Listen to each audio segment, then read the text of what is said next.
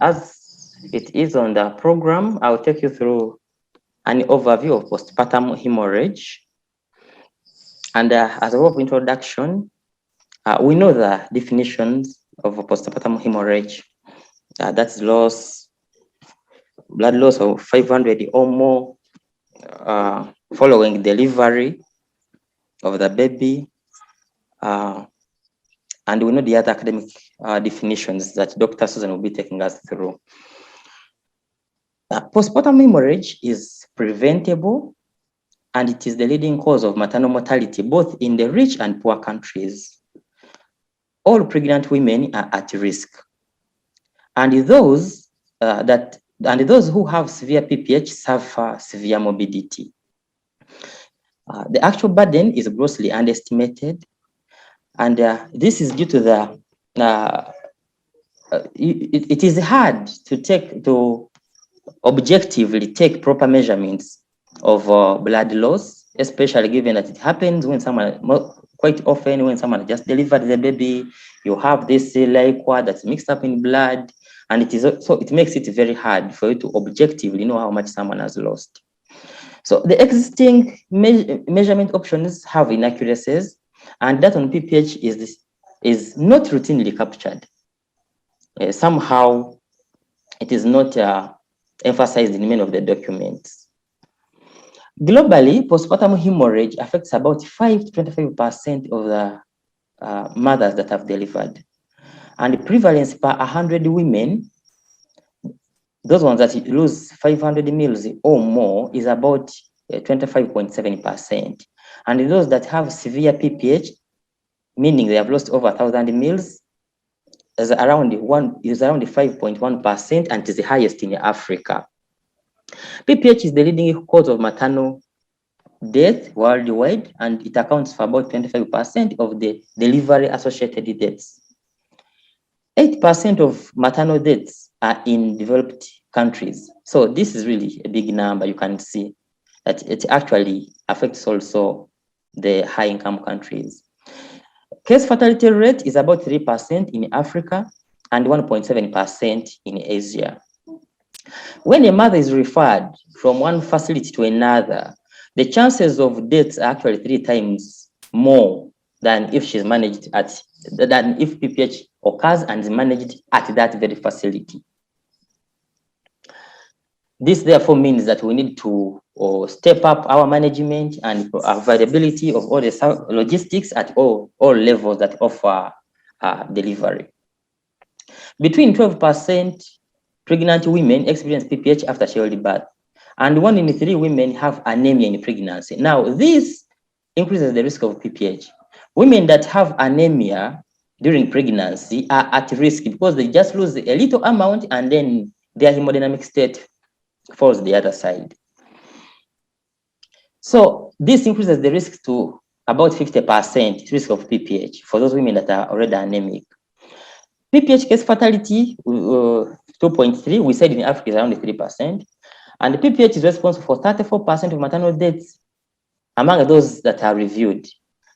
These days, actually, why I wanted the Assistant Commissioner to be on, we have a lot going on. Actually, the maternal mortality reviews and surveillance has been taken up seriously, and every week we have objective reviews that are leading to a number of changes in the country. If we look at the 5 leading causes by maternal age, we see that 42% of facility maternal deaths are due to obstetric hemorrhage. PPH accounted for 80%, and then antepartum hemorrhage by 20%. PPH will refer to a mother that has delivered the baby, then she develops excessive bleeding. Antepartum hemorrhage, we are talking about a woman who is bleeding but still with a baby in the uterus, for our members that needed that explanation. 15% deaths are due to hypertensive disorders of pregnancy. Today was all over media talking about preeclampsia. That's pregnancy-induced hypertension. So it is also a big problem. And then the other 10% are due to sepsis. Sepsis are those infections. For example, someone gives birth, then develops infections, gets PAS, and those things. That is sepsis. We can also look at the 6 leading causes of maternal deaths by health facility level. Generally, hemorrhage was the leading cause of maternal deaths across all levels of health care, with the biggest contribution at health center 2s and 3s. And this is clear because at these levels, we don't offer blood transfusion services. So at health center 2, even we have one midwife who also doubles as the in charge most times. So you can see that some of the answers are known. At center 4s and above, the maternal deaths were due to multiple causes. We can also look at trends in reported PPH cases. If you look at the national case fatality rate, it was at 2.4%. The region with the highest PPH case fatality rate is Kampala at 5.8%. Of course, we know Kampala has all the extremes, the very good facilities and also the other end of the continent. The region with the lowest fatality rate was Karamoja and Toro regions. Maybe we need to study more and know why these places, especially when this was data during the lockdown. Most regions reported an increase in case fatality in maternal deaths. And also, in our free time, we can look at trends in reported case fatality rates for PPH versus obstetric complications. During your free time, you can go through that chart. So looking at maternal mortality trends, here we're looking at January 2020 to December 2021. You see that institutional maternal mortality rates, here looking at individual institutions like hospitals. Talk about one hospital at a time. So they were highest around April and June for both years. So we need to investigate what exactly happens around this time, April and June. Interestingly, this was time when people were actually at home during lockdown. So we need to investigate what could have contributed. And if we look at by region, again, Kampala is high up there with the highest deaths, followed by Bunyoro also was close. And somehow almost for all the both years, 2020 and 2021, the deaths were comparable. In those that were high in both periods. Then anemia in pregnancy. If we look at percentage of pregnant women with anemia, taking 10 grams per deciliter at first antenatal as our cutoff, you find that around January and March, many women had anemia, about 9.8%. But it should be noted that these are only women who had their HB, that's hemoglobin level, done. I want my colleagues here to bear me witness that actually we rarely do HB, especially in our government facilities, due to a number of factors. So my colleagues here that run antenatal care clinics, please, let's endeavor. Those who are in management positions, please, Dr. Susan, you should lead your team in Kamuli. If there is they cannot running CBCs, I think you can put in your budget for this coming financial year, so that we have at least most of these women have their HBs done, because it is a major determinant.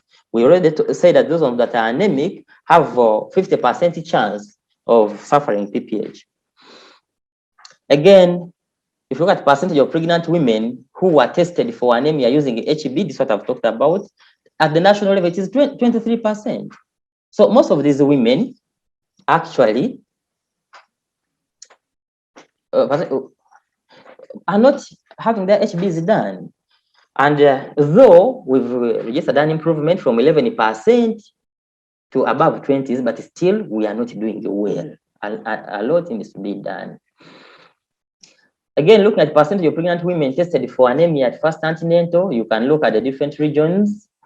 Bukedi is somewhere doing fair, Toro region. I think there is something in Toro. Maybe Dr. Irumba and the actual assistant commissioner should give us some information on how Toro comes to perform the way they are doing.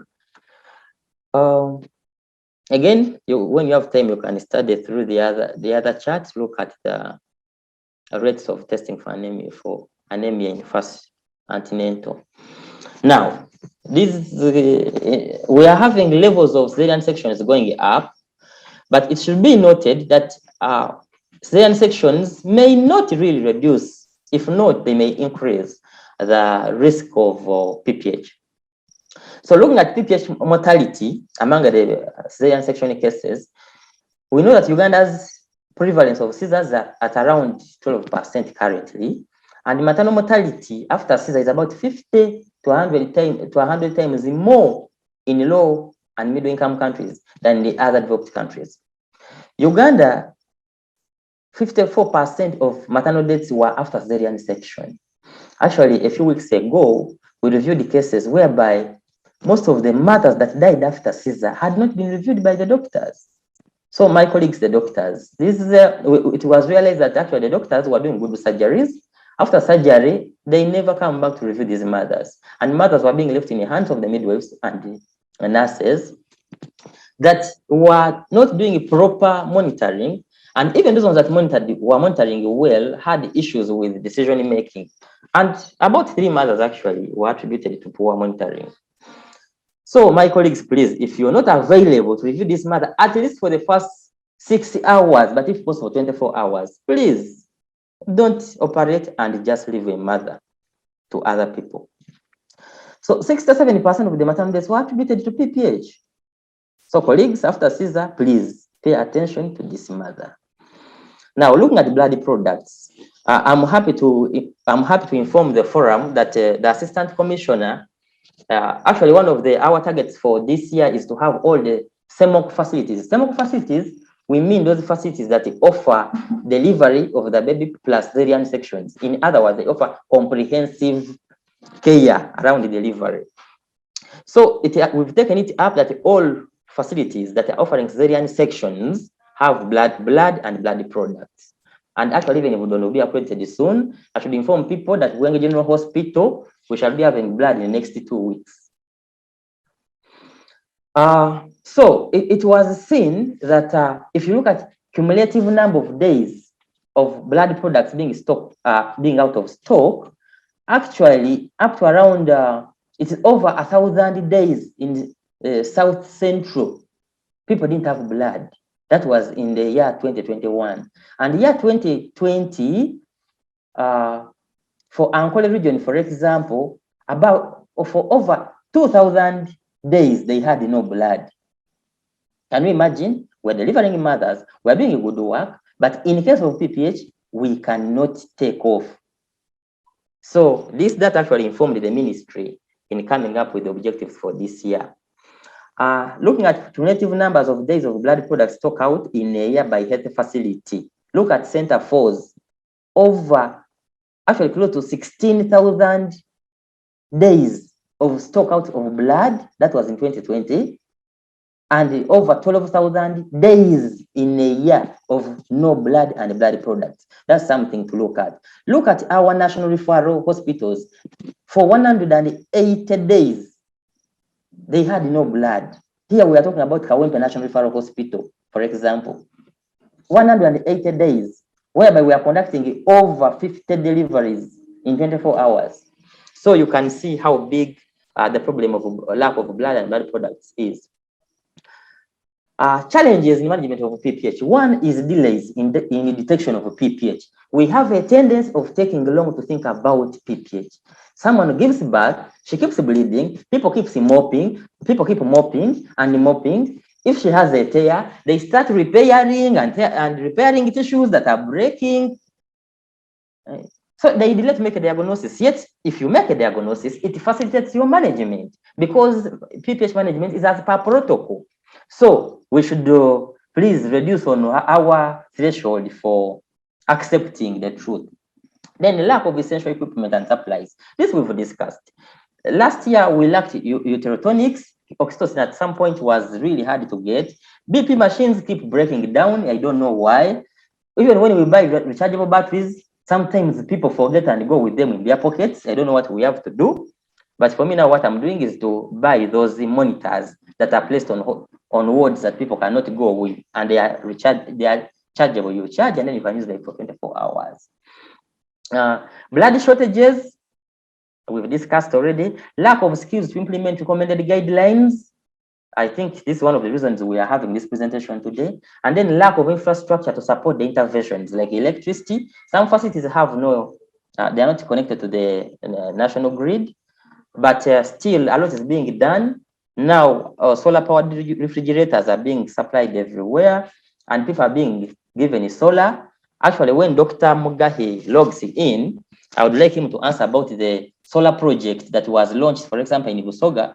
They built for us very nice small houses that they will be called the power bank, power source, but they don't come back to put in the solar panels and the batteries. So Dr. Mugahi, I will follow up with him. Then many health providers do not follow guidelines. There is a big problem with people who don't want to read. Some people are like, they want to keep doing the things the same way. And it is a big problem. But we should keep emphasizing teaching them. Some of them with the time they improve. Then guidelines are not updated. Many facilities, if you visit them, you will find guidelines for 2006 that they still have them on their wards. Please, let's remove all the old guidelines, and whenever guidelines are updated, let's put the up-to-date guidelines, because the guideline helps whoever is on ward, even if it's a student, to read and know what to do. As I conclude, PPH, the burden is high, it is underestimated, its impact on maternal outcomes is very high, and we must act now before it kills my sister, my mother, and any other person. Thank you very much for listening, members. I think we shall have questions at the end. Thank you. So Liz, can I unshare my screen, or we just continue? Thank you very much. Let's just continue. Thank you. So next on the agenda, Dr. Susan, please unmute, and we go to the next presentation.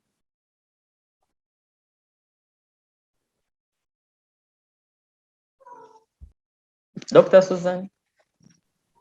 Good evening, colleagues. Good evening, Dr. Susan. What can I project first? Bakamoli case burden. So good evening, members.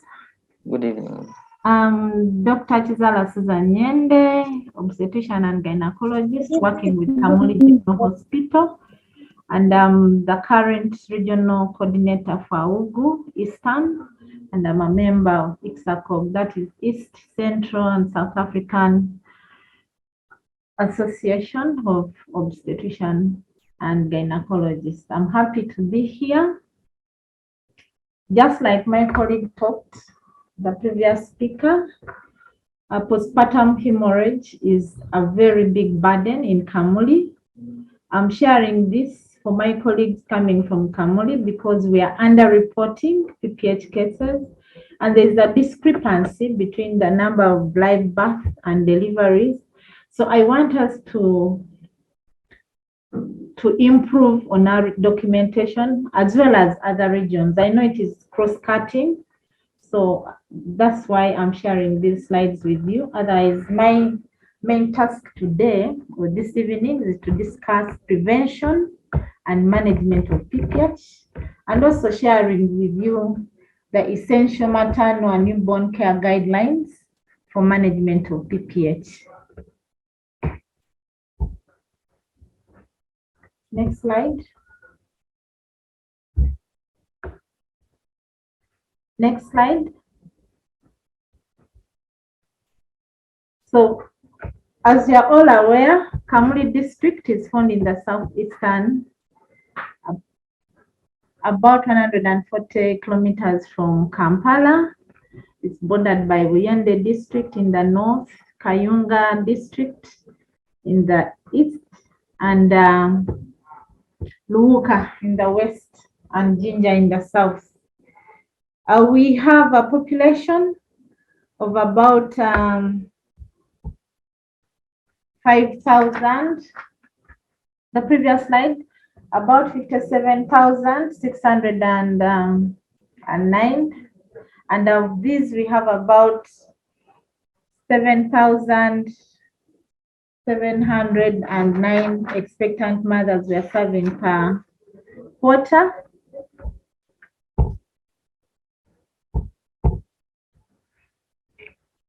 Which, pardon please, Kamuli district has an estimated population of 57,700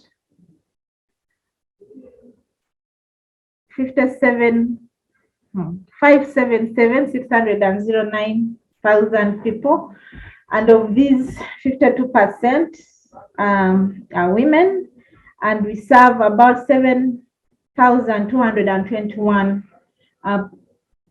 women of childbearing age per quarter.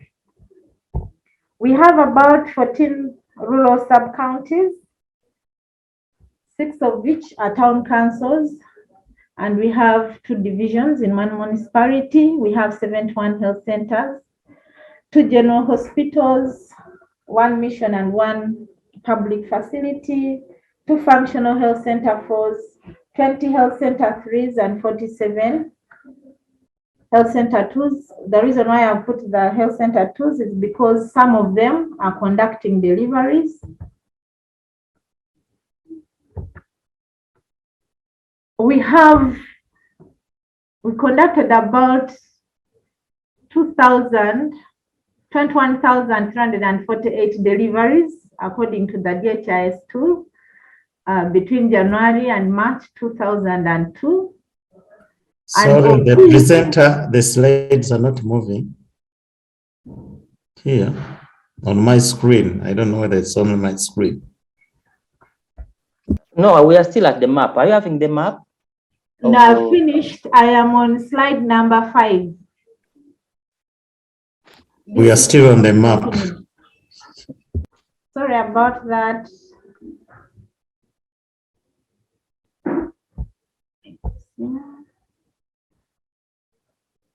Yes, Dr. Susan. Yes, okay, we can continue. I had finished. Okay, we had about 5,285 live births. You can see the discrepancy between the total number of deliveries and live births, but the live births are the actual deliveries that I think we conducted because it matches with the facility reports. Then of the 5,285, we had about 313 cesarean sections that were conducted, which is kind of low. A Caesar rate of 5.9 is below the national average. And the common conditions that were seen in the third quarter were abortions, obstructed labor, obstetric hemorrhage of 73, the entire district, which was underreported, and PET of 0.5, which was also underreported, and maternal deaths were 6. These were actual because we reviewed the audit reports. Next slide. Next slide. Now we are looking at Kamuli General, where I work. In January, we had the total number of deliveries. Live was 247 of these. 245 were live births, and we had 63 cesarean sections done. And of these, we had 23 obstructed. These are mainly referred in. We have seen an improvement in this. Then in Feb, we had that number and a Caesar rate of 18.7. Obstructed were 8. We also noted improvement. And in March, we had the total number of deliveries of 260. Number of live births was 258, and a Caesar rate of about 20.8%. And a few obstructed labor were documented in the maternity register. Next slide. The gist of the matter today is the APH and PPH. As you can all see, that they were clearly underreported.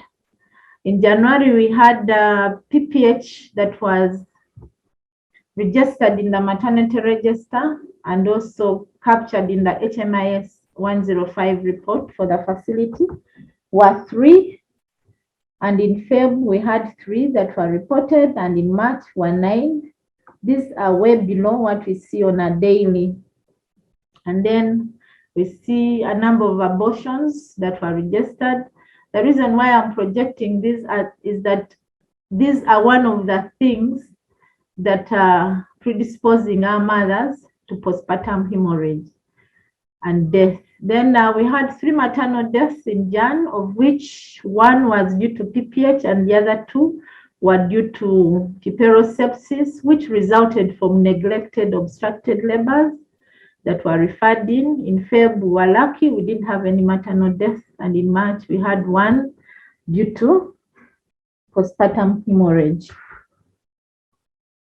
As we have seen in the facility report for Kamuli Journal for the 3rd quarter, we realized that we are doing much, but we are underreporting.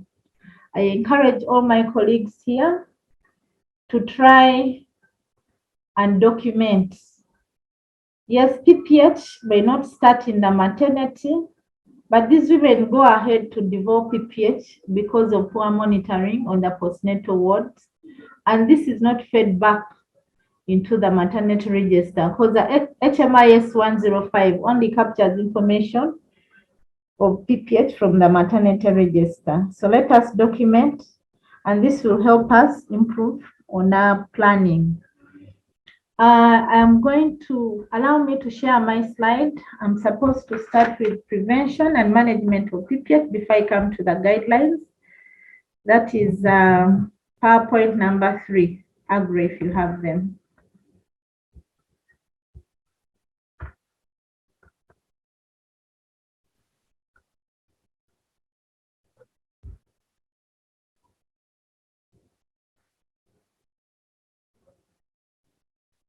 Sorry.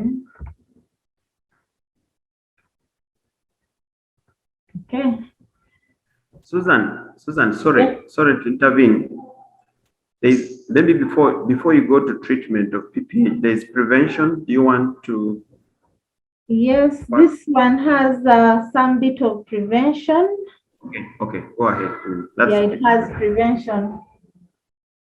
The title is management, but it starts with prevention. Okay.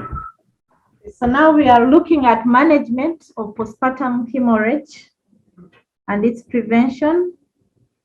Dr. Agri talked about PPH. Try to define it, but I'll repeat for clarity of other members. We all know that primary PPH or postpartum hemorrhage is excessive blood loss from the genital tract during the first 24 hours after childbirth. And we are talking about excessive blood loss in excess of 500 mL following vaginal delivery or spontaneous vertex delivery, in excess of 1,000 mL following a cesarean delivery, or above 1,500 mL in cases of massive hemorrhage. Postpartum hemorrhage is categorized into 3. We have the mild PPH, that is a blood loss of greater than 500 mL, but less than 1,000. Then we have severe PPH, that is blood loss in excess of 1,000 mL, and massive postpartum hemorrhage, which is in excess of 2,500 mL. And globally, PPH occurs in approximately over 10.5% of all births.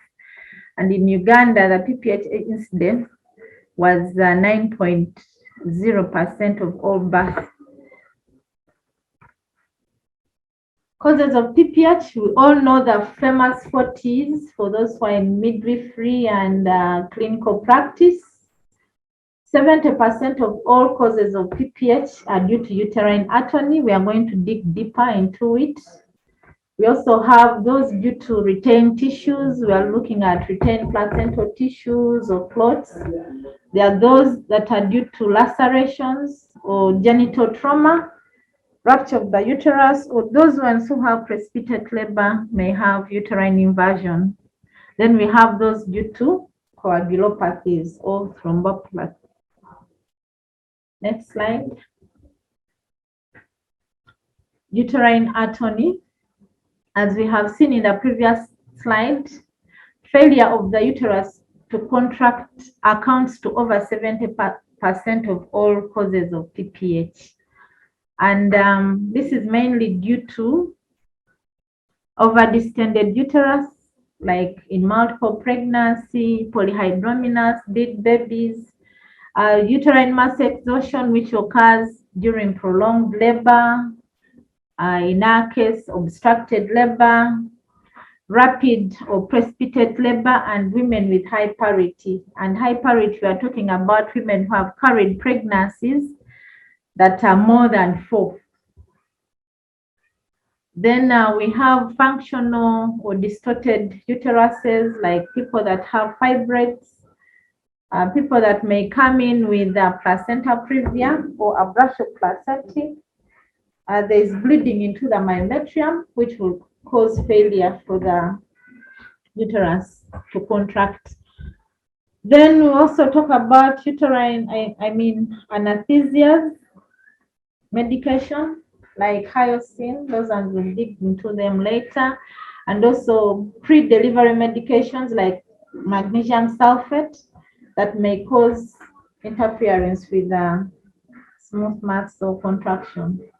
Next slide. Risk factors for genital trauma, rapid labor, or what we refer to as precipitate labor. Some women induce labor or they are augmented, and they take shorter than 4 or 6 hours from first stage to second stage. Those ones are at risk of tears, genital tears, because the labor, the normal mechanisms of labor are not followed. Then we also have mistimed or inappropriate episiotomy. This one will predispose the mother to prolonged trickling or blood loss from that episiotomy. Some people apply or put an episiotomy in second stage, in non-expulsive second stage, and the woman stays there for a long time bleeding, and that continuous blood flow will also put this mother at risk of PPH. Then macrosomia, these are big babies and that are forcing their way out of a narrow exit. They also cause injuries. And assisted vaginal deliveries. In that setting, we are mainly doing vacuum extractions. If the cup is not well applied, or in the process, it may trap in genital tissues, which may cause lacerations. And the worst lacerations are the paraurethros, because they are tiny, they continue to bleed, and the patient will be predisposed to PPH. Next slide. Then for retained tissues, we all know the risk factors. If you have abnormal placentation, we've heard about placenta preta, increta, that increase the risk of placenta being retained. And sometimes after delivery, we are not expelling clots, so we may have a retained blood clots that will also predispose this mother to uterine atony and continuous blood loss. Next slide. Coagulation disorders. Yes. Coagulopathies may be a direct cause of the prolonged bleeding, like the trickling or the APH, may cause loss of these clotting factors. So sometimes it's a pre-existing condition, like someone has a hereditary coagulopathy, has a liver disease, or had a low HB prior to delivery. These ones may have a higher risk of getting into DIC. Then there are people that are put on anticoagulants prior to delivery. In cases of people with DVT or people with antiphospholipid syndrome, ideally these anticoagulants should be stopped prior to delivery, a minimum of a week or 2 weeks prior to delivery, but Dr. Ononge will tell us more. Then there are also coagulopathies that are acquired in pregnancy, especially in women with preeclampsia and HELP syndrome, and then those that come in with IFDs and people with amniotic fluid embolism. Next slide. Diagnosis and blood loss estimation in PPH. We all know that oftentimes blood loss is consistently underestimated because we are using observerships.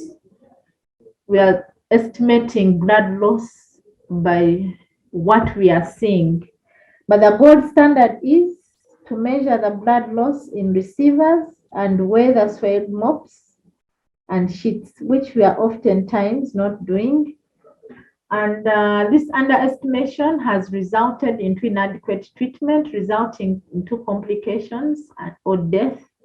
And usually people intervene after patients are collapsing or when the relatives are reporting that everything is swelled. And that's when we get severe morbidities. Then there is ongoing trickling that can lead to significant blood loss that is not taken care of. Dr. Bameka talked about people mopping, keeping on mopping and mopping until the patient deteriorates. Then usually blood loss is generally well tolerated by health women to a certain point. Anemia and other underlying health conditions may profoundly affect a woman's ability to tolerate any amount of blood loss. That is like the pre-delivery anemia or people that already hypotensive. Any blood loss would throw them into shock. Next slide. Prevention of PPH. Just like my colleague talked about, detection of anemia antenatally is key. And we have been having RBF, at least in Busoga region. I encourage members to procure HemoQs or any blood estimation, hemoglobin estimation gadgets to be used in antenatal and outreaches so that we identify anemia early, treat it. As it was noted, anemia contributes to over 50% of all PPH cases in our setting. We are guided to do HB measurements at least in the first trimester, and then between 26 and 32 weeks so that we can intervene early, provide iron and folate supplementation, and intermittent presumptive treatment for malaria. It is supposed to be at least more than 4, and the current guidance is that a woman should at least get Fancida 8 times during pregnancy. But if you have got more than 4, you are considered protected. Women with HB less than 8 grams per deciliter should be referred for further investigations and treatment, and the HB should be rechecked for all women between 32 and 34 weeks and at onset of labor. If HB is less than 10 grams per deciliter at onset of labor, refer to a comprehensive emergency obstetric and newborn care facility. These are health center 4s and above, or center that has blood transfusion services and can conduct emergency cesarean section in case it is needed. And that is part of the antenatal birth plan and complication readiness for all women in the first trimester. Next slide. Then another prevention mechanism is active management of third stage of labor or AMSTEL. This we are all doing. And by this, we are required to administer a uterotonic agent within the 1 minute or first minute after delivery of the baby. And if you are sure that you have one baby in, it's after delivery of the anterior shoulder. If not, after 1 minute of delivery, re-examine and see that you don't have another baby in, then you can give your oxytocic agent. The number 2, controlled contraction while supporting and stabilizing the uterus by applying counter traction as demonstrated in the picture. Then number 3 is uterine massage after delivery of the placenta. All those are part of the active management of third stage of labor that should come routinely when you are conducting a delivery. WHO recommendations for uterotonic use for prevention of postpartum hemorrhage during third stage of labor, and it is recommended for all women. Only one of these uterotonics can be used. Oxytocin is what we have been routinely using, but guidance, as we shall see later, is on carbetoxin. We are going to have a presentation on heat-stable carbetoxin, and all of us shall be abreast with this drug, this molecule. Then misoprostol, igometrin, if your patient does not have hypertension, or oxytocin and igometrin in a fixed dose combination. This one we do not have it currently in our setting, but oxytocin and misoprostol we have. Monitoring of mothers, especially within the first 2 hours following delivery. We all know that early detection of PPH before it has become massive is key to reduce mortality and morbidity, and initiation of early resuscitation and treatment is paramount. This should be done in the labor ward, at least for those who have enough delivery beds. Don't transfer mother before you have done the vitals, at least the BP, the pulse rate, and inspected your genitals. Also, check your uterus if it has contracted before you transfer. And this should at least spend in labor ward 30 to 45 minutes. But what is in practice, as soon as the baby pops out, you clean the bed and transfer to postnatal, where these mothers are not being monitored. Kindly monitor the blood loss, the blood pressure, and the pulse rate. We are going to go through this in the next presentation. Next slide.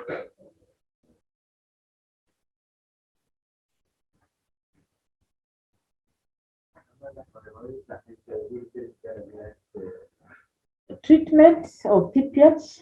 I'm going to share with you the new essential maternal and newborn clinical care guidelines for Uganda that were updated, I think, in 2022. Next slide. We have already defined PPH. We have looked at the types. We have basically looked at the primary PPH, but we have primary and secondary PPH. Primary PPH, by definition, is bleeding from the birth canal after delivery of the baby within the first 24 hours following delivery.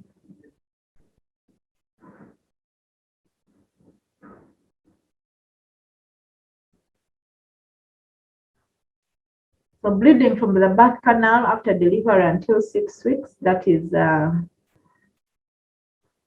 PPH, postpartum hemorrhage, amounting to 500 mils or more after normal or spontaneous vertex delivery, and 1,000 mils or more after cesarean section that we had already talked about. And this second definition is paramount, and it will help us identify these cases, because some people may lose that amount and remain stable.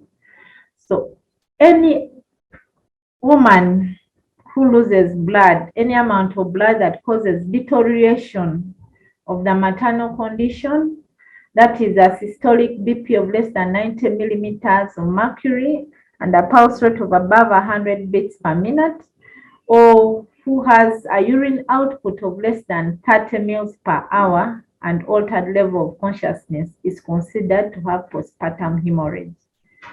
And the types, as we have already alluded to it, we have primary and secondary PPH. The predisposing factors, it's important to note that every woman is at risk of PPH with or without having the necessary identifiable risk factors that we are going to talk about.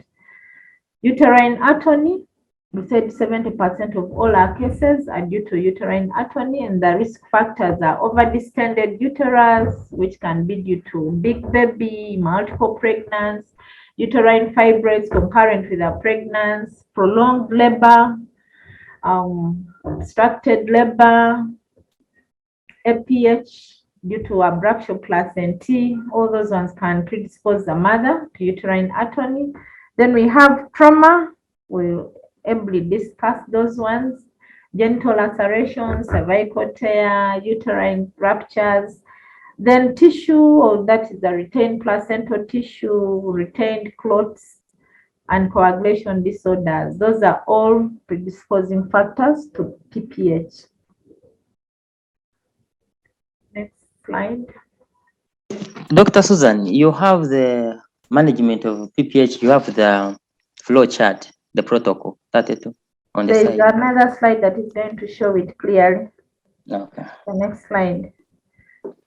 So, according to the new guidelines, management of PPH is bundled up, and in our step-by-step protocol, once you have made a case definition of PPH, which we have already repeatedly defined, if you see someone that has PPH, you should shout for help. And shouting means shouting. If you can afford a bell, ring a bell, and you should take through all the health workers who are working with you that once the bell is rung or hit or a drum is hit, there is trouble in labor ward. So when you have PPH, you must gather as much help as you can afford. And we are bundling up our care.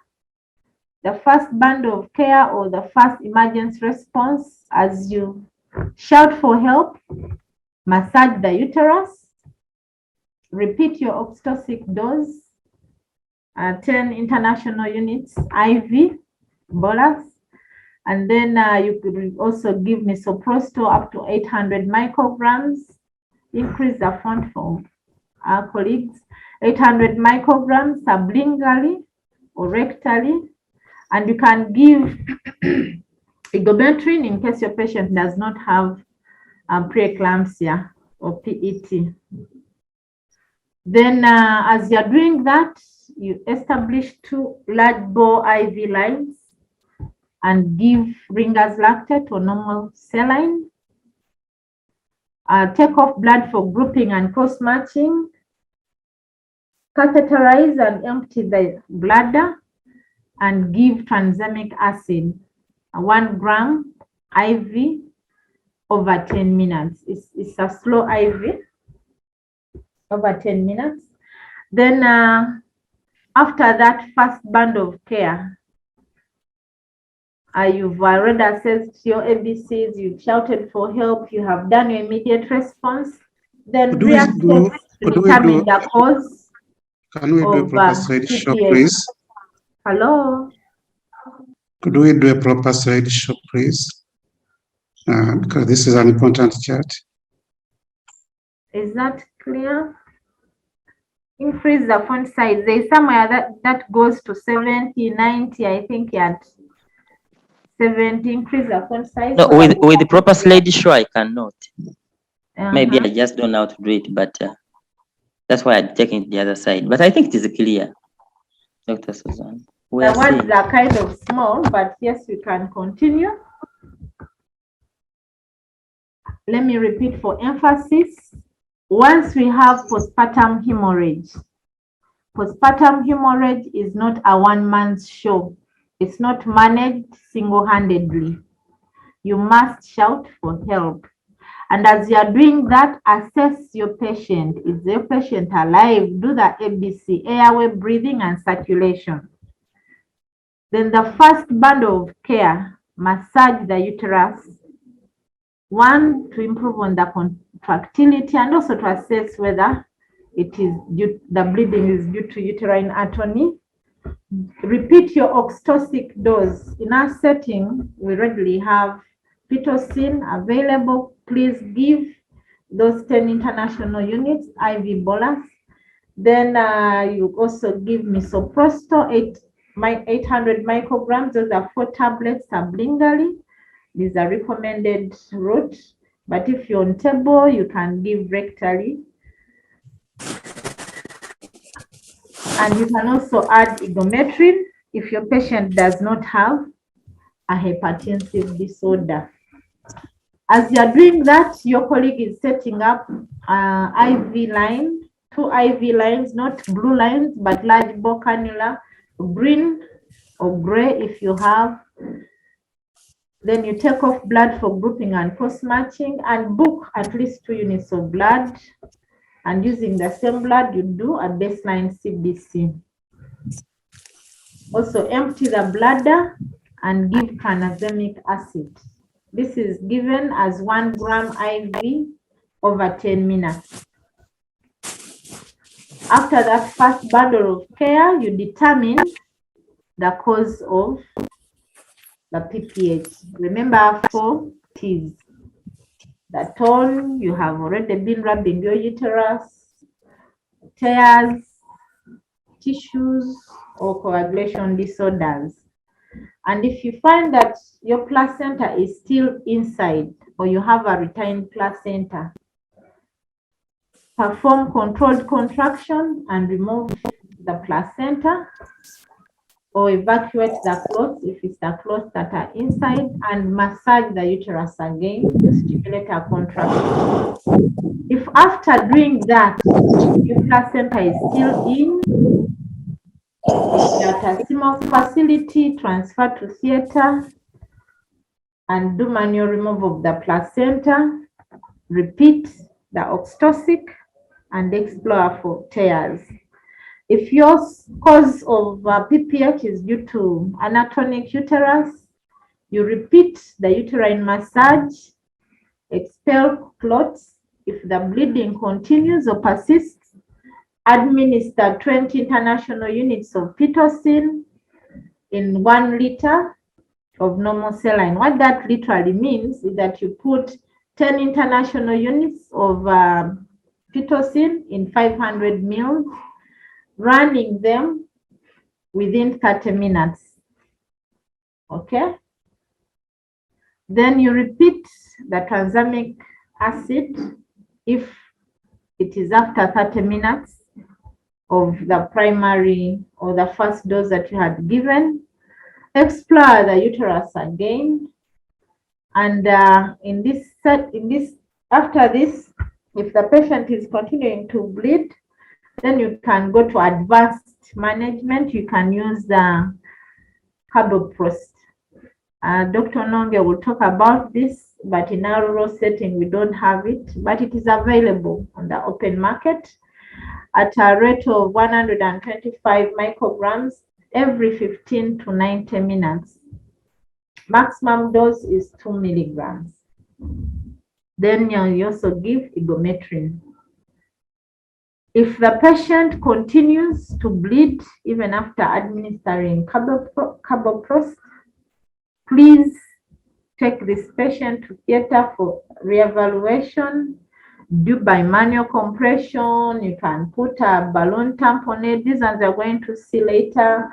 And shock gametes in case you are going to transfer the patient from a lower facility to a CMOC facility, and institute blood transfusion and referral if necessary. You must do examination under anesthesia, and still if the bleeding continues, do the surgical intervention where we can do a subtotal or a BLH, open up this patient and intervene early to prevent massive hemorrhage. If the bleeding is due to lacerations, this one we have already talked about. Inspect the genital tract and repair. And always first start with the apex of the tear, because sometimes the apex is left and the patient continue to trickle and bleed, and you inspect the surface and you know that, oh, you have really closed this tear or the laceration, and yet it's oozing from the apex. This is better done if the patient is comfortable and has been given an adequate analgesia. Most of the times, our midwives at lower health facilities prefer repairing these women under nothing or under sleep hours, they say. When the patient is apprehensive and aggressive, you'll not be able to assess for the apex because the patient is fighting, the patient is in pain. Every facility receives lignocaine. No woman deserves to be repaired without any anesthesia. Please, let's desist from it, and it will also help us improve our care. So after the repairing of the lacerations and the bleeding continues, you'll pack and refer to a higher facility. For coagulation disorders, we prefer the fresh frozen platelets. These ones we can access them from any regional blood bank in case you have a patient that requires them.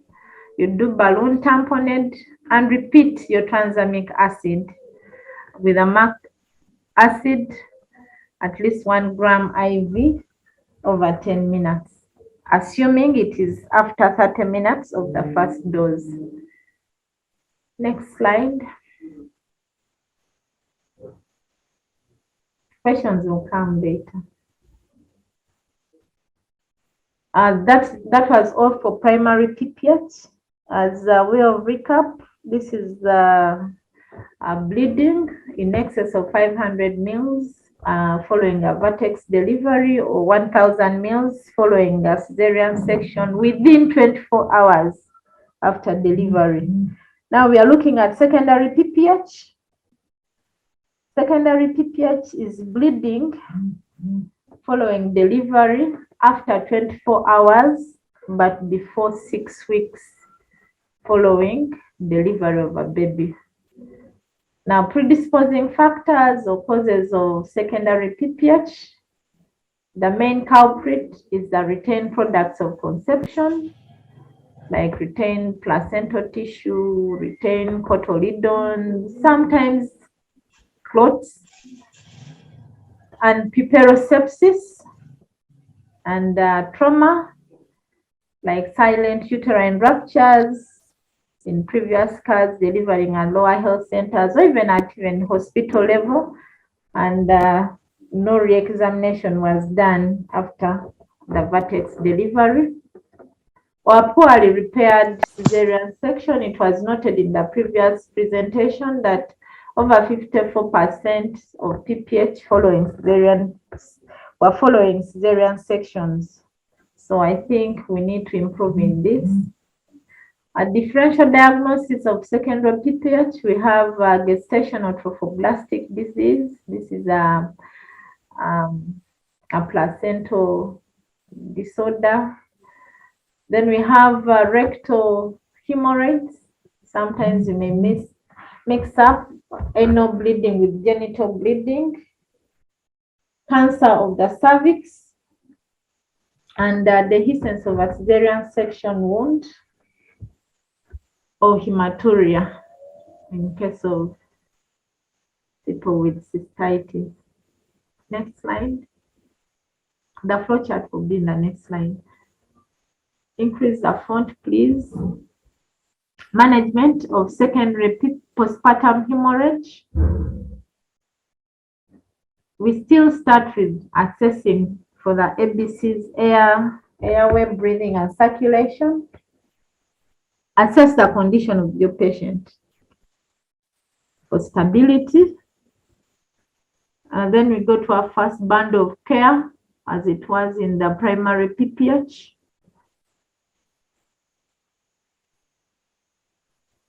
Slideshow, please. Okay.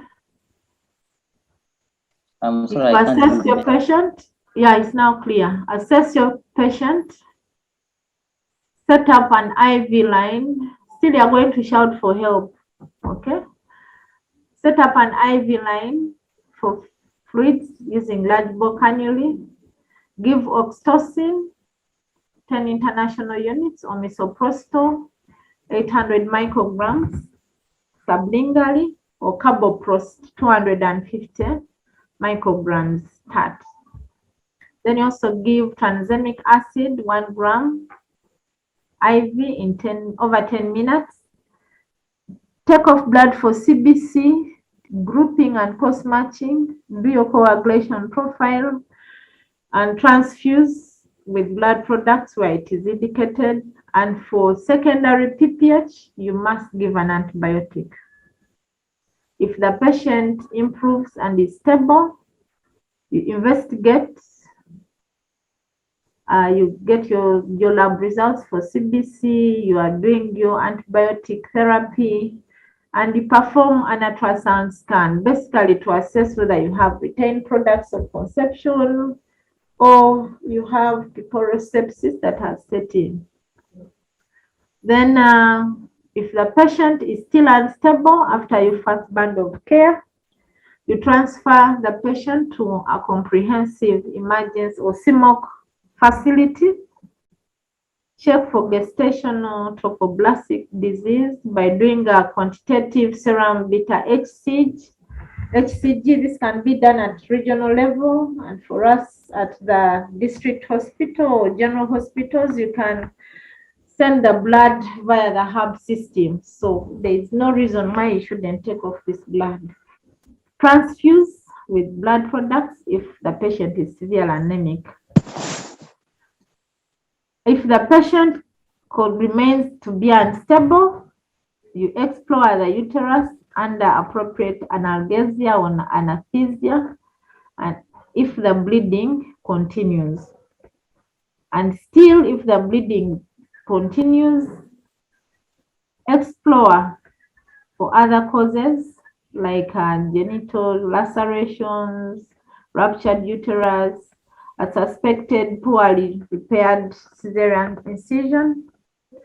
And if this exists, you take the patient on table to achieve hemostasis, do an exploratory lap, plus or minus hysterectomy.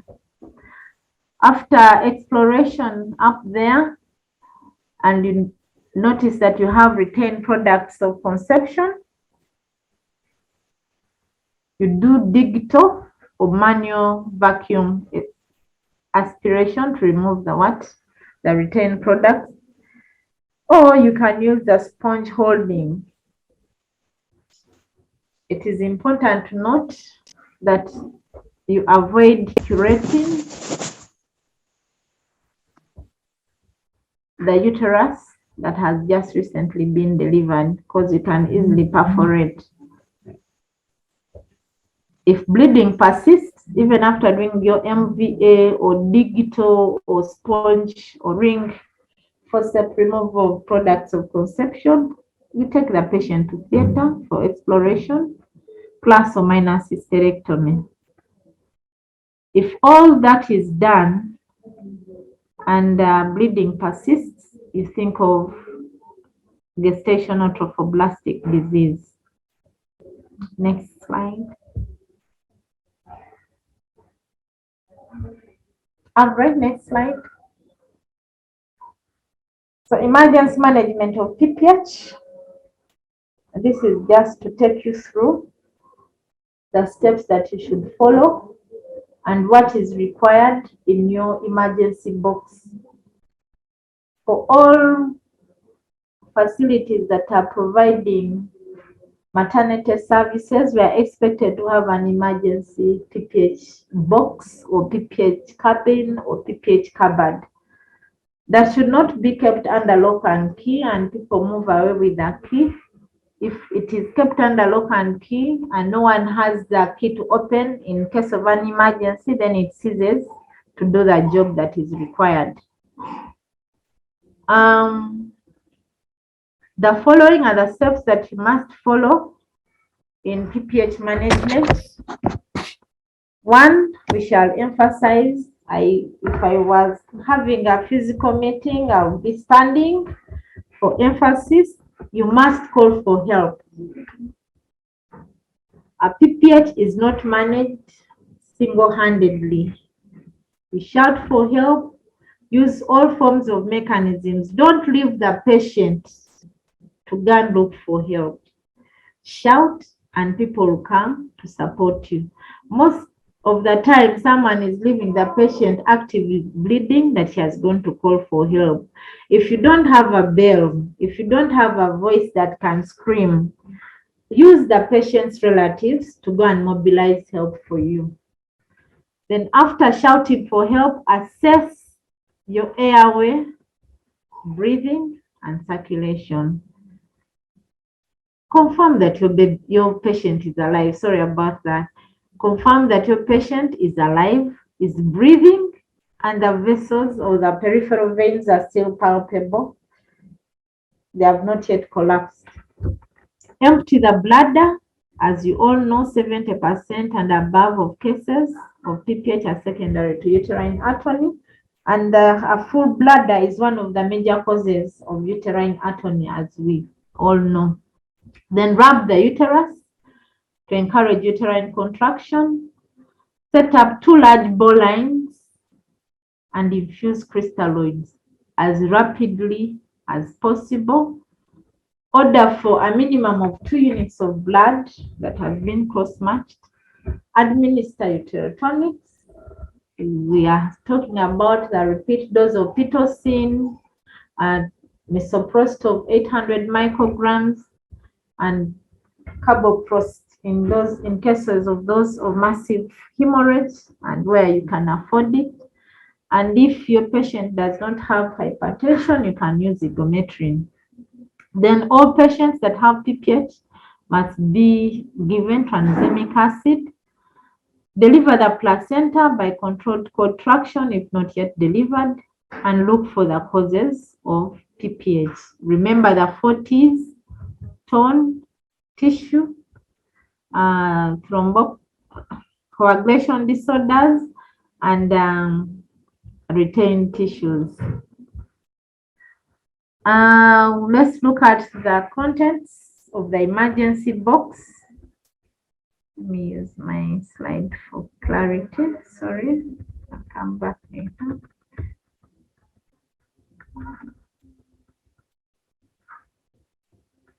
That slide is too,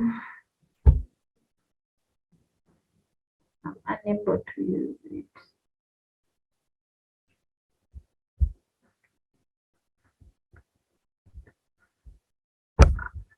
I'm increasing the font on my laptop. So the PPH emergency box. 1, we must have oxytocin, and remember to maintain the cold chain. 1 strip of misoprostol, a minimum of 1 strip of misoprostol, igometrin at least 3 ampoules, tranexamic acid at least 3 ampoules. 3 ampoules is about 1.5 grams. Then for IV access, you must have gauge 14, 16, and 18, at least 3 of each. That is pink, green, and gray. Then infusion sets. Most of the times in our rural settings, you get a patient with PPH, there is no giving set. The attendant does not have money to buy a giving set. In the event that we had that in the emergency box, that patient could be saved. Then blood infusion sets.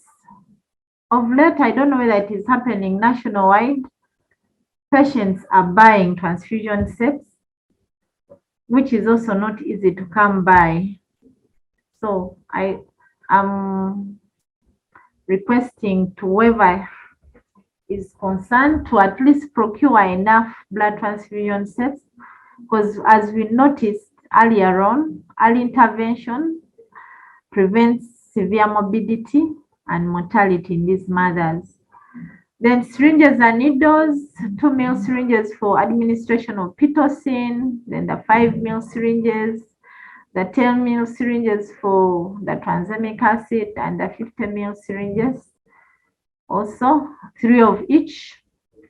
Vacutainers, the purple and red for taking off blood, for grouping and cross-match.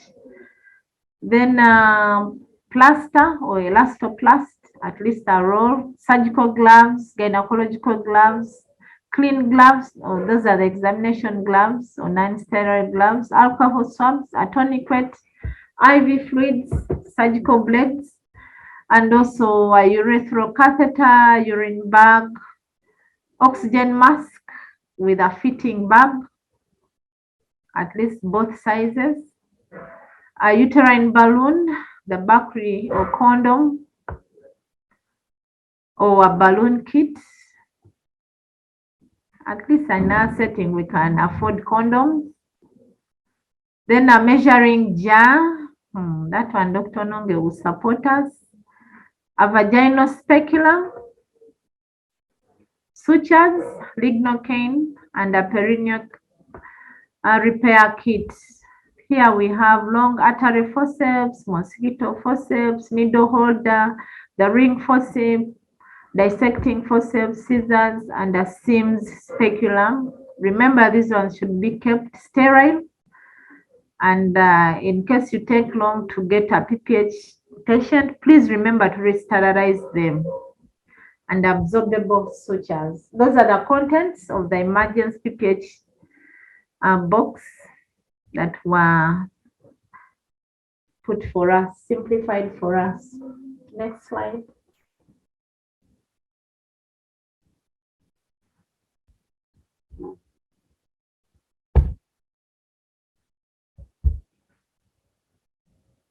Okay. Yes. We are going to the pharmacological management of PPH.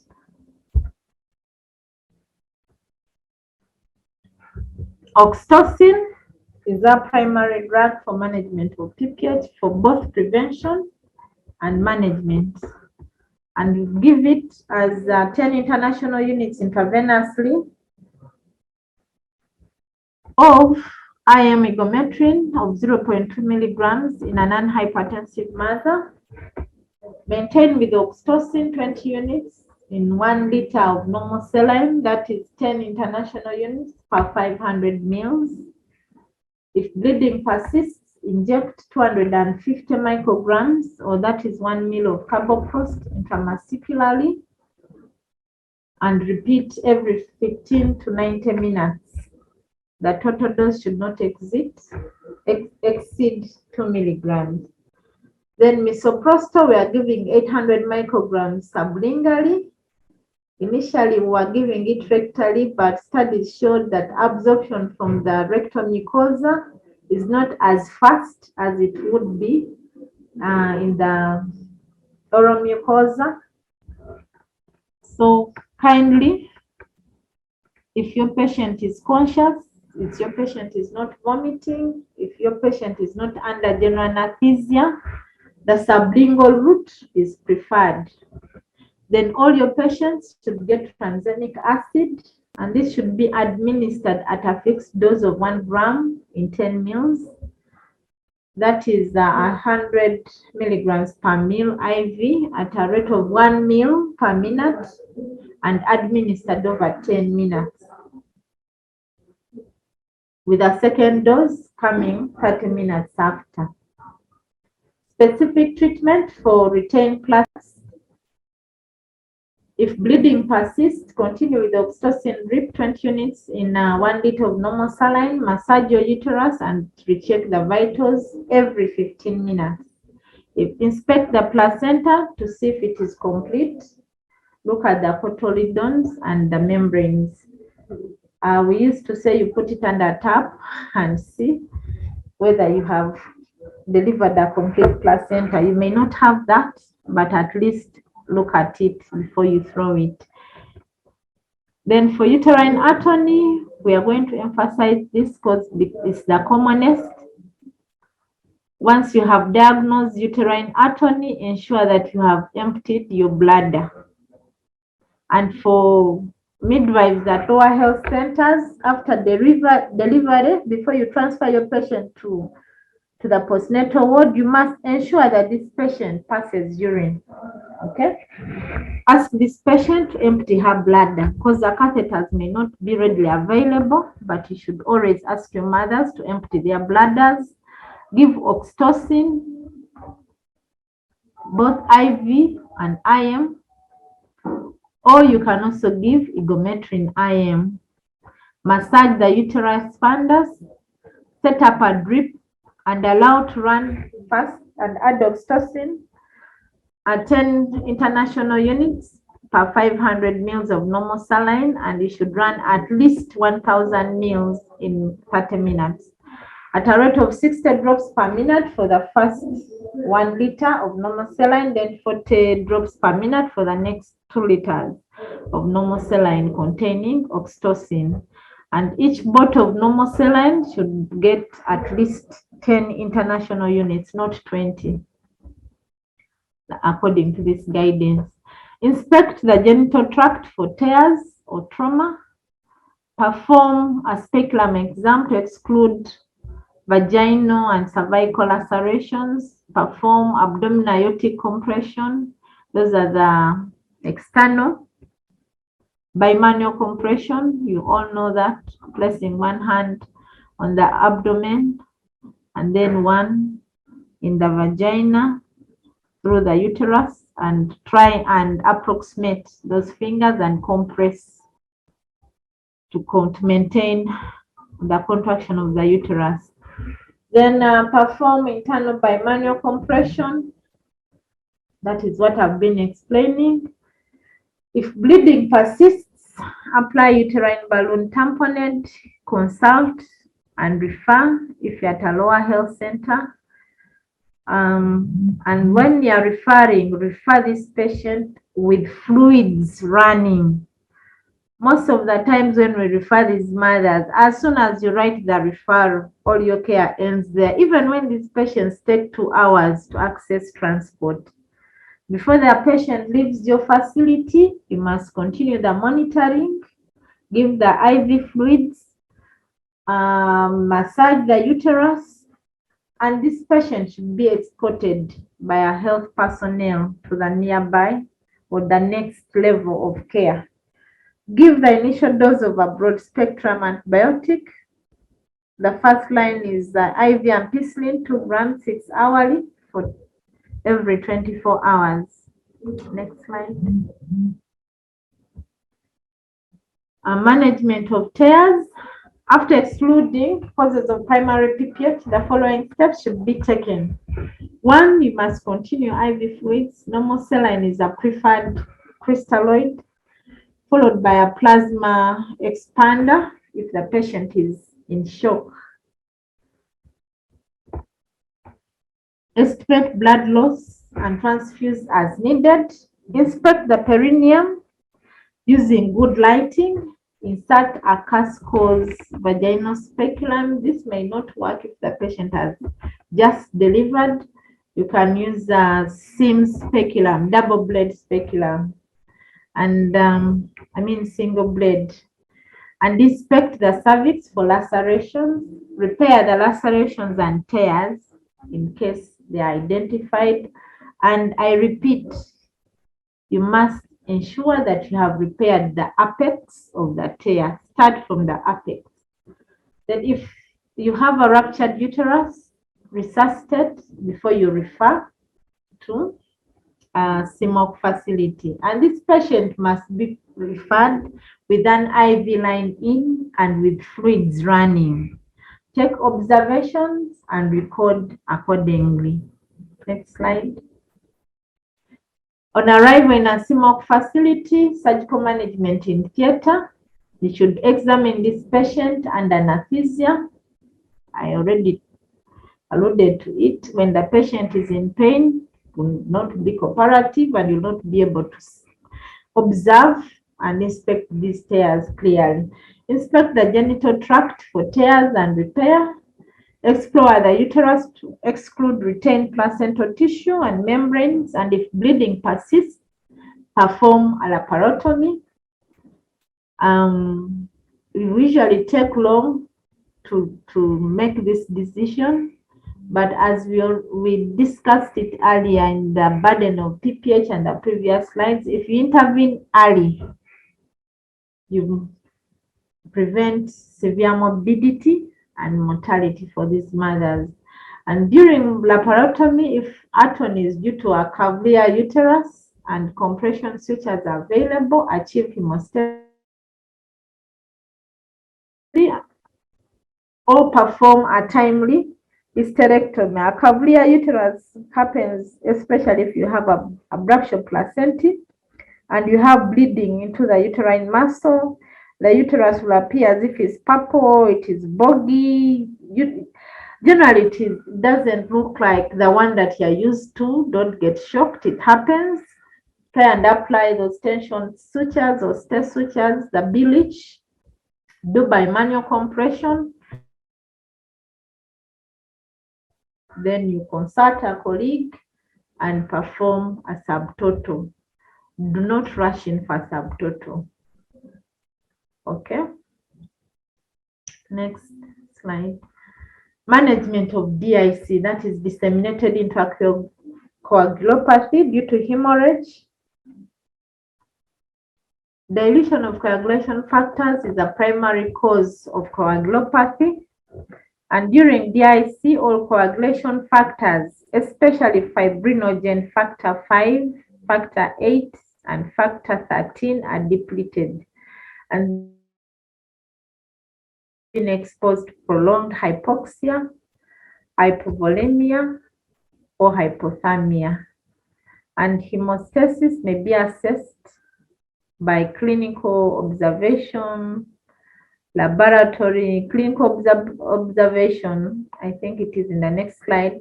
The systolic BP will stabilize, will go above 90%, 90 millimeters of mercury if it was below, and you also have a raise by 30%, a decline in the pulse rate and the respiratory rate.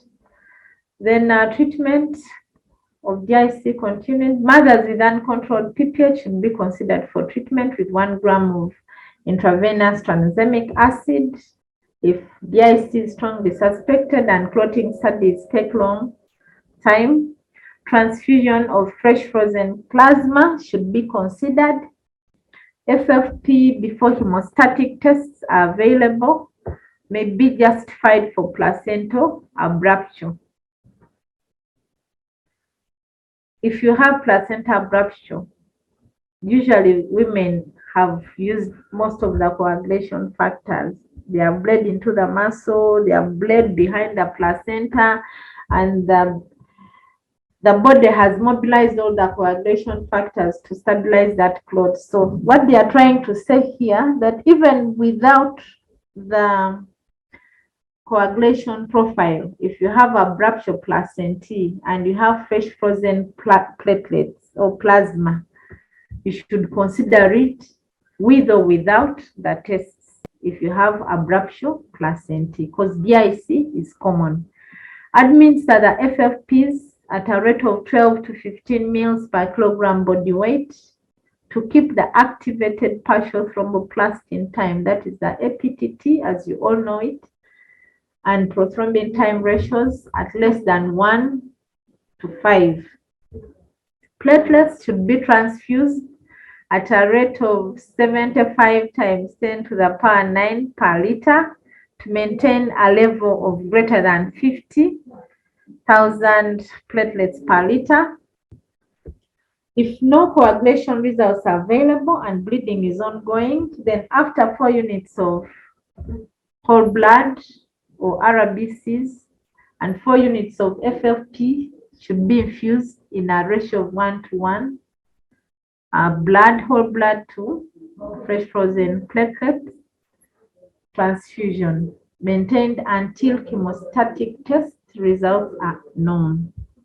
In cases of massive ongoing bleeding, where women have been given 8 units of red blood cells or whole blood cells and 8 units of FFPs, and no coagulation results or platelet count are available, then the 2 pools of cryoprecipitate and 1 pool of platelets may be given. Next slide. Subsequent treatment of DIC, you monitor the patient's condition by checking vitals, provide warmth to this patient, review previous management, continue IV fluids until the blood pressure or pulse are within the normal ranges, ensure continuous bladder drainage for 24 hours, inform the relatives of the treatment modalities, document and maintain accurate results, correct anemia with hematinics or blood, provide a broad spectrum antibiotic. The first line in this case is 2 grams of IV ampicillin 6 hourly for 48 hours, provide appropriate analgesia, and explain to the mother or spouse about what has been done and long-term consequences, e.g. amenorrhea, infertility, especially if she got hypoxia. Follow up the mother. It does not end there. We follow up this mother. Secondary PPH, we discussed it, I think, in the previous presentation. Investigations for secondary PPH, CBC, the full hemogram, grouping and cross-matching, the high vaginal swab or cervical swab for culture and sensitivity, and microscopy to rule out sepsis or confirm the bacteria that is responsible for it. Ultrasound scan to exclude retained products of conception. Serum beta HCG to exclude GTDs, especially if you have done everything and the patient continues to bleed. Those of us at lower health facilities take off the blood and use the hub system. Prothrombin time and activated partial thromboplastin time should also be taken off on arrival. Any 2 of the above plus any 1 below is evidence of sepsis. Adnexio tenderness, a foul-smelling discharge per vagina, foul-smelling discharge from the cesarean section site, a systolic BP of less than 90 millimeters of mercury, or altered mental status, confused. Some people call them mad. Please, they are not mad, but they have brain hypoxia. Some even get aggressive, and it is happening in labor wards, and people neglect them until they die. Please, if the patient has PPH and is getting aggressive, talkative, irritable, put the patient on oxygen. They are getting hypoxic, and don't neglect them. Management of secondary PPH. If the patient is hemodynamically unstable, perform the following as immediate measures. Massage the uterus, just like we did in primary PPH. Remove any retained products of conception visible in the uterus, vagina, and cervix. Give a broad spectrum antibiotic depending on the local sensitivity pattern, and refer to a CMOC facility if bleeding persists. If signs of acute abdomen, proceed to perform an exploratory lab and provide good nursing care.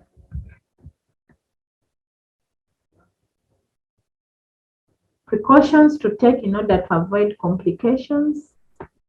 Universal precautions should be followed at all times. Infection prevention measures should be strictly followed during labor and postpartum hemorrhage. These things of we are managing PPH, you get forceps that are not sterile, you know, you're predisposing this mother to puerperosepsis. Let's maintain the infection prevention measures even when dealing with emergencies. Handle an infected uterus gently as there is an increased risk of perforation. Remember, we talked about avoiding sharp curettage for retained products of conception.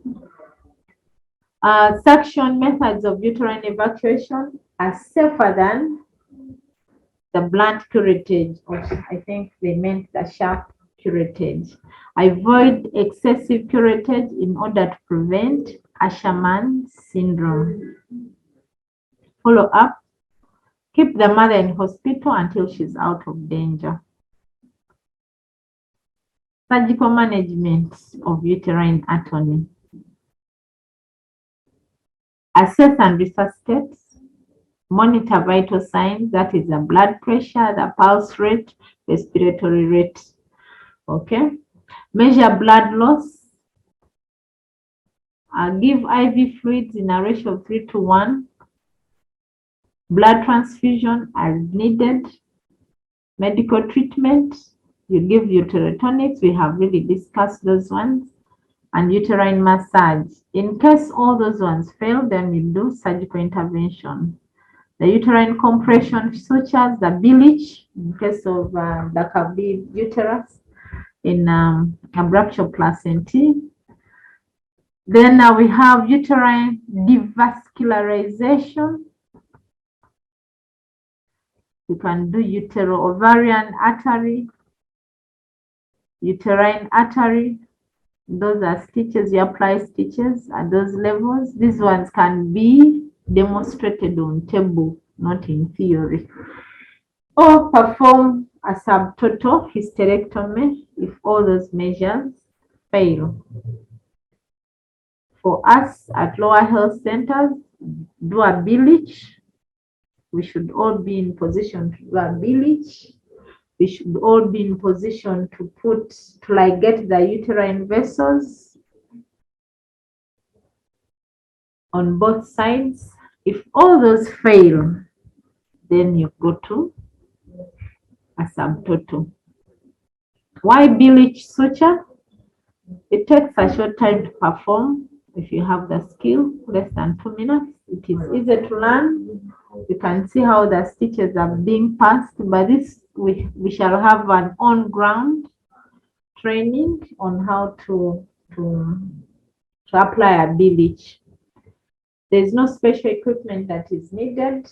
It is effective if you have applied adequate pressure, because you might apply a bilage and you don't apply tension, as in you don't tighten it. There will be no work done.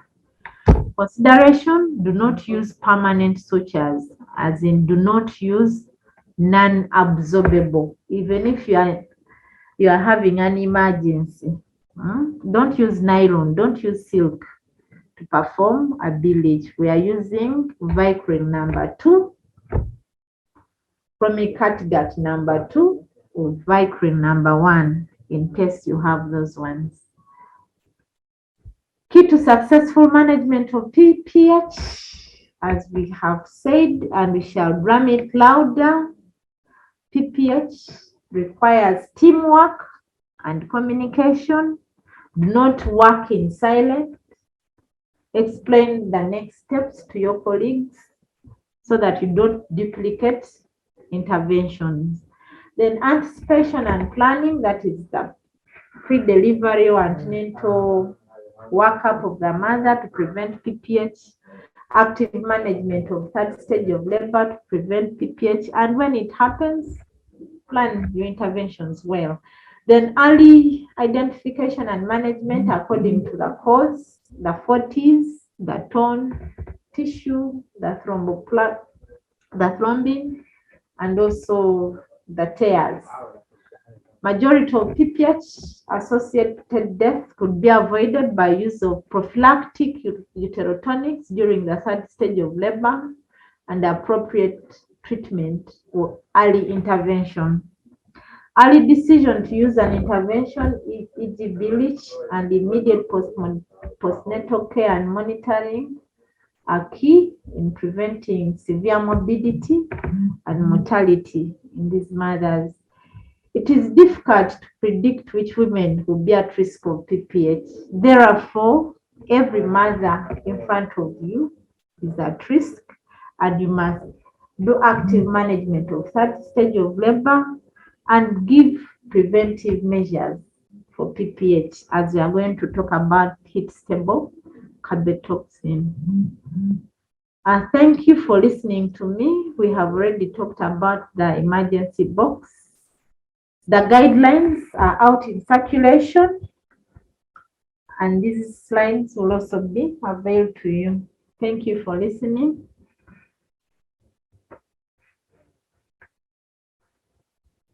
Thank you very much, Dr. Susan. Now we're behind the time. I think next is the framework. Oh, heat-stable carbetocin. Kindly remind me. I think it's the framework. Can you allow me to share screen? Okay, fine.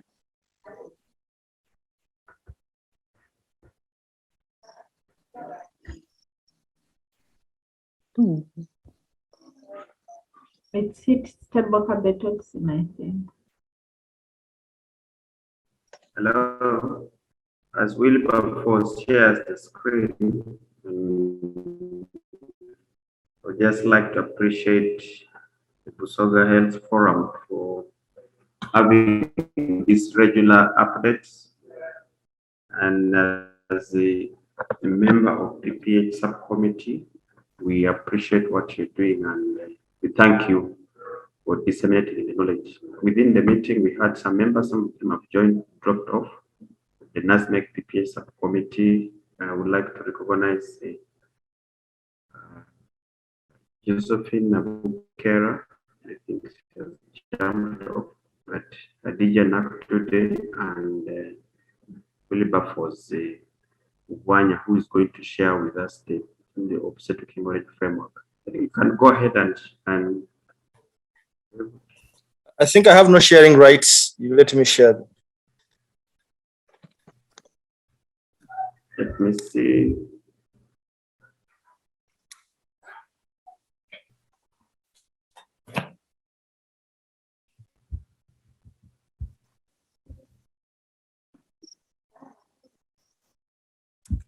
And thank you, Dr. Susan, for the presentation, wonderful presentation and sharing. I'll take you through this short presentation. Dr. Susan has really given us, I think, a detailed and deep dissection of how PPH should be managed, and also gave us a status of PPH in our country. An incidence of 9% colleagues is really big. Imagine the global incidence of 10, and we're at 9 as a country. And this is definitely seen with even how much PPH contributes to the number of deaths of maternal nature that actually we register in the country. PPH is preventable in the very first place. We can prevent the PPH itself. Then PPH itself is also manageable. So meaning even the death from PPH are actually preventable. And from the time we've been trying to review the deaths that have happened in the country, we realize that over half of the deaths are actually resulting from hemorrhage-related causes. And also PPH, again, has a big fraction, of almost a third of the deaths resulting from actually just postpartum hemorrhage alone. So when we want to reduce maternal deaths as a country, as we committed, it's important to identify the major factors and the causes that actually cause the majority of the deaths that happen. And PPH, and obstetric hemorrhage generally was seen to contribute to more than half of the deaths that actually are registered within the country. So in view of this, we appreciate that if we want to really cause a serious reduction, we had to put serious emphasis onto this major cause of death. And the Ministry of Health, with its stakeholders, decided to pay attention to this and design out a set of interventions that are well thought through, linked, and are known, evidence-based, to help or support in the prevention of mortality resulting from this major cause of mortality, hemorrhage. So this intervention framework is more of a planning framework that the country has set out with this key set of interventions for us to be able to, if they were implemented, contribute to the reduction of mortality, of maternal mortality, especially those relating with hemorrhage. So as of sharing, now that we've seen what PPH is, how much it is, the burden it has in our country, now we want to look into how do we plan to reduce this mortality. Of course, the Ministry of Health has really done a lot progressively introducing this, of course, with the stakeholders and even the population, with improving, of course, the health-seeking behavior of women and the families and the communities. Now that they're delivering within the health facilities, really big number delivers in the health facilities, and these are delivering under, of course, skilled care. So we have an opportunity now to exploit by providing the medical interventions to try and actually close those gaps that we know have been causing or leading to the deaths that can actually be prevented in one or the other. So by way of background, population of Uganda is estimated around 43%, I think 43, 45 or 46 there. The population is growing very fast, of course. Women of reproductive age about 20 million, and expected pregnancies within this population every year is about 2.2 million women being pregnant in a year. Our maternal mortality still stands very high at about 336 per 100,000 live births. This has been reducing over the past years, past decades. We remember we were at one time 438, 435, 438. Now we're at 336. However, this reduction is still high. Sorry, this number still shows that many mothers are still dying while in the process of giving birth.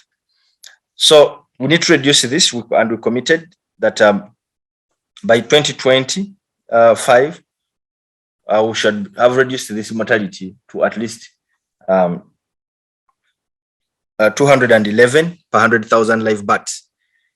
Of course, for us to reduce maternal mortality ratio to 211 per 100,000 live births, we really have to do a lot, not just medical interventions or providing health care, but quite a number of things that we have to do. As we do this, of course, health facility or health-seeking behavior reflected through how many women are really estimated women who are supposed to be delivering, how many of those deliver in the health facility. We stand at least a bit fairly high, but still low generally, but at least we've improved now to 73% of women at least delivering within the health facilities. So we need to change to have a chance of providing all the services on time and a very adequate set of services or package of services that can help make sure that these women actually do not die and the babies they have come to deliver actually also survive, because that's why they got actually pregnant. So we also want to make sure that we reduce the number of those that actually die when they come to even among those that live in health facilities.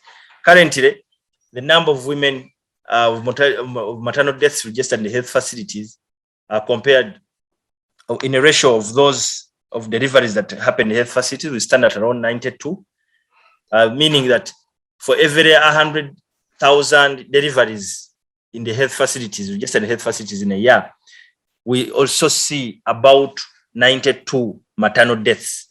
That figure is pretty high, meaning... Excuse me, presenter. Yes. Are the slides moving? Are we? Because we yes, they are moving. I'm still on the first slide here. Oh. Yeah.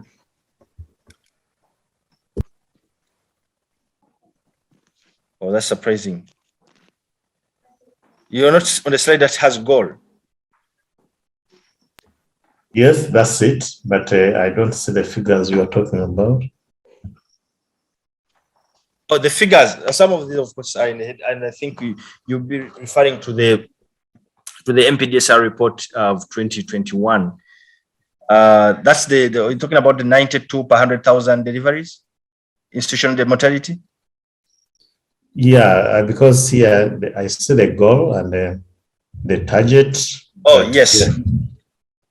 Okay, I'm really making more detailed descriptions so that we can make linkage to what target that we put here. Okay, right. Yeah, and I was trying to give an explanation for the two. The first maternal mortality ratio, this is the population-based maternal mortality ratio, which is really established at household surveys, that's UDHS. And which one we are reducing from 336 to 211 per 100,000 live births.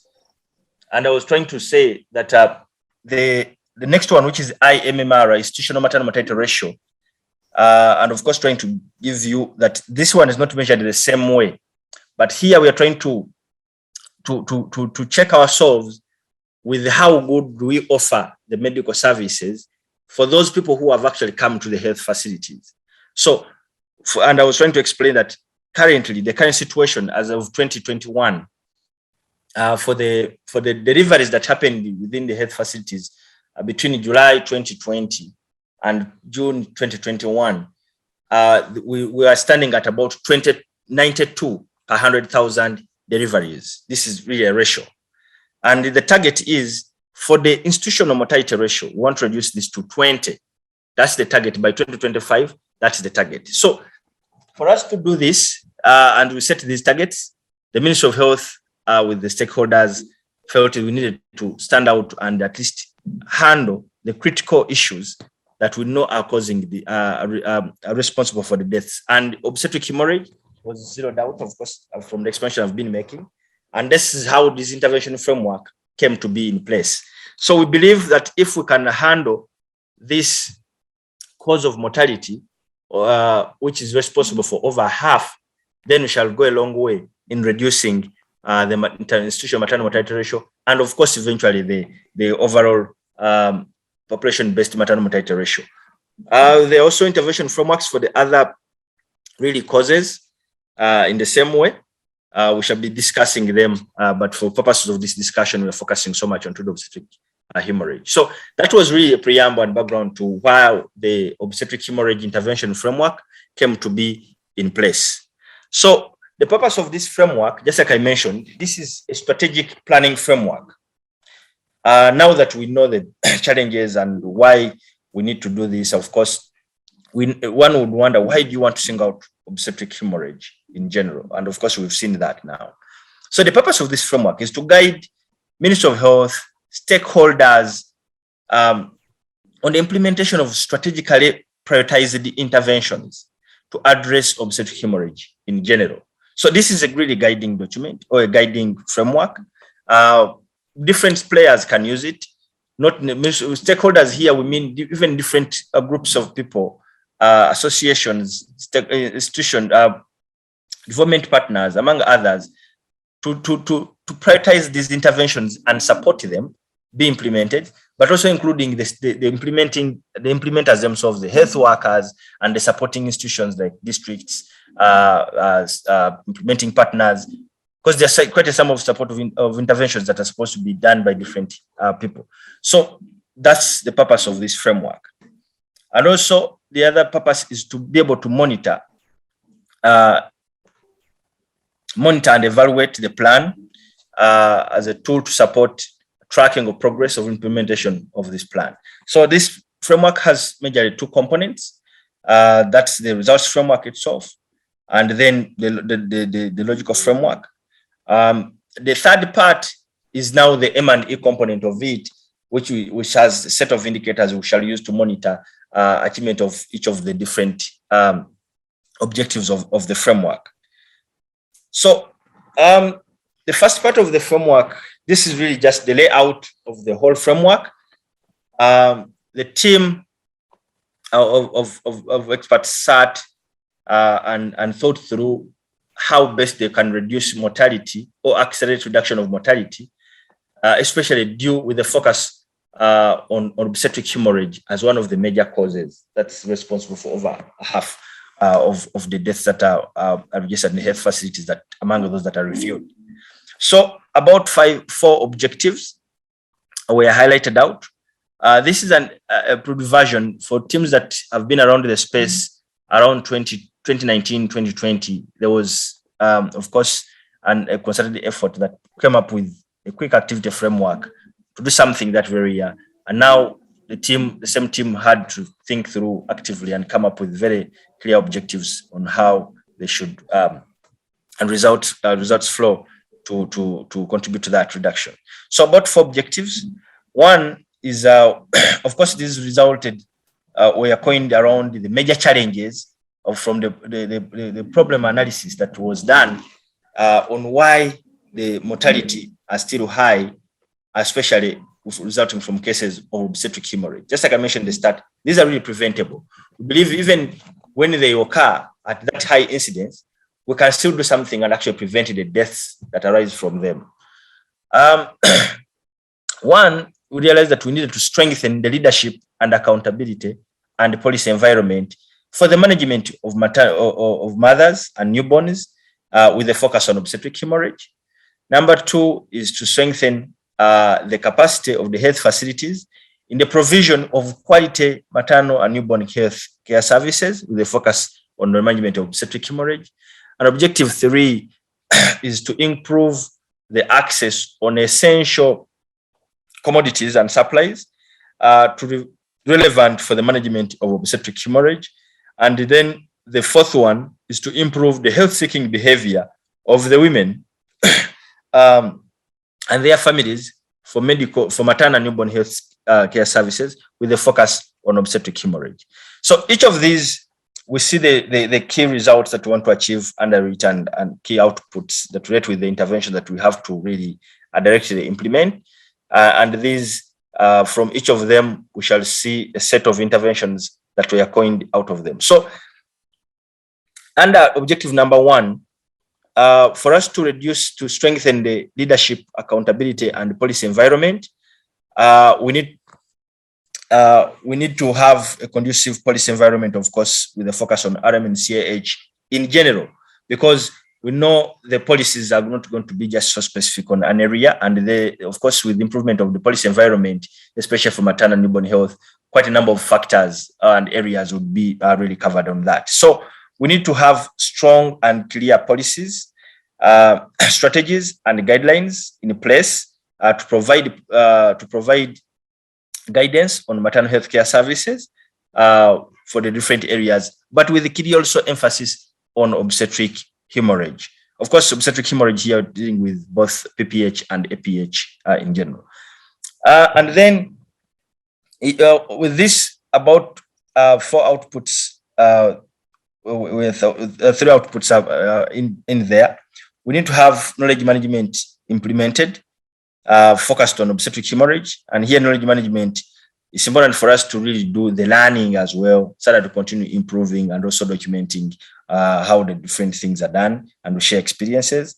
Have functional coordination and accountability platforms and structures for maternal and newborn health with a focus on obstetric hemorrhage at all levels. And all levels here, we mean at national level, and then the sub-national levels, regional level, district level, at health facility level, and community level, where need be. We've had cases where really we've had situations where the community platforms that have tried to analyze why women have been having deaths, have been dying or getting complications, and the communities came to identify some of their challenges they have been having, and they have been sorting them. Of course, where they will have TBAs sometimes that have been delaying, they have had local solutions to that challenge. Others have had maybe use of herbs, and this is a common scenario. And they have had to design local solutions from their own understanding on how they really use them and why they appreciated their use. So the different levels are really important, and we need to really see how we can get to engage them. The other one is the existence of reliable financing mechanisms that prioritize obstetric hemorrhage management. And of course, this is generally in maternal health. I know one of the programs that have been implemented, I'll just go to the community level, where they manage to provide mechanisms of ensuring transportation of women when they are in need to health facilities, and they have come up with small savings and so on to ensure that at least financing at that level is available. I'm really starting from that level because that's where most of the challenges are, and where no one will put a hand unless the community comes together in solidarity to do something about it.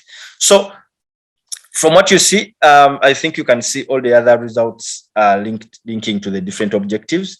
In the interest of time, I think I'll just quick go through these, and then the others we shall see them. So, under objective 2, strengthening the capacity of the health facilities, there's need to reduce mortality from obstetric hemorrhage in the health facilities, and that's what will show us that is improved quality.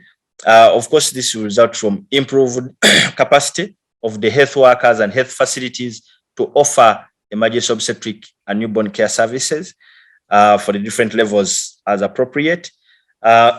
With this, we need to have existence of adequate and competent human resources for health and skills mix for the management of obstetric hemorrhage in the health facilities. We really need to have these mixes, the health facilities and the health system at large.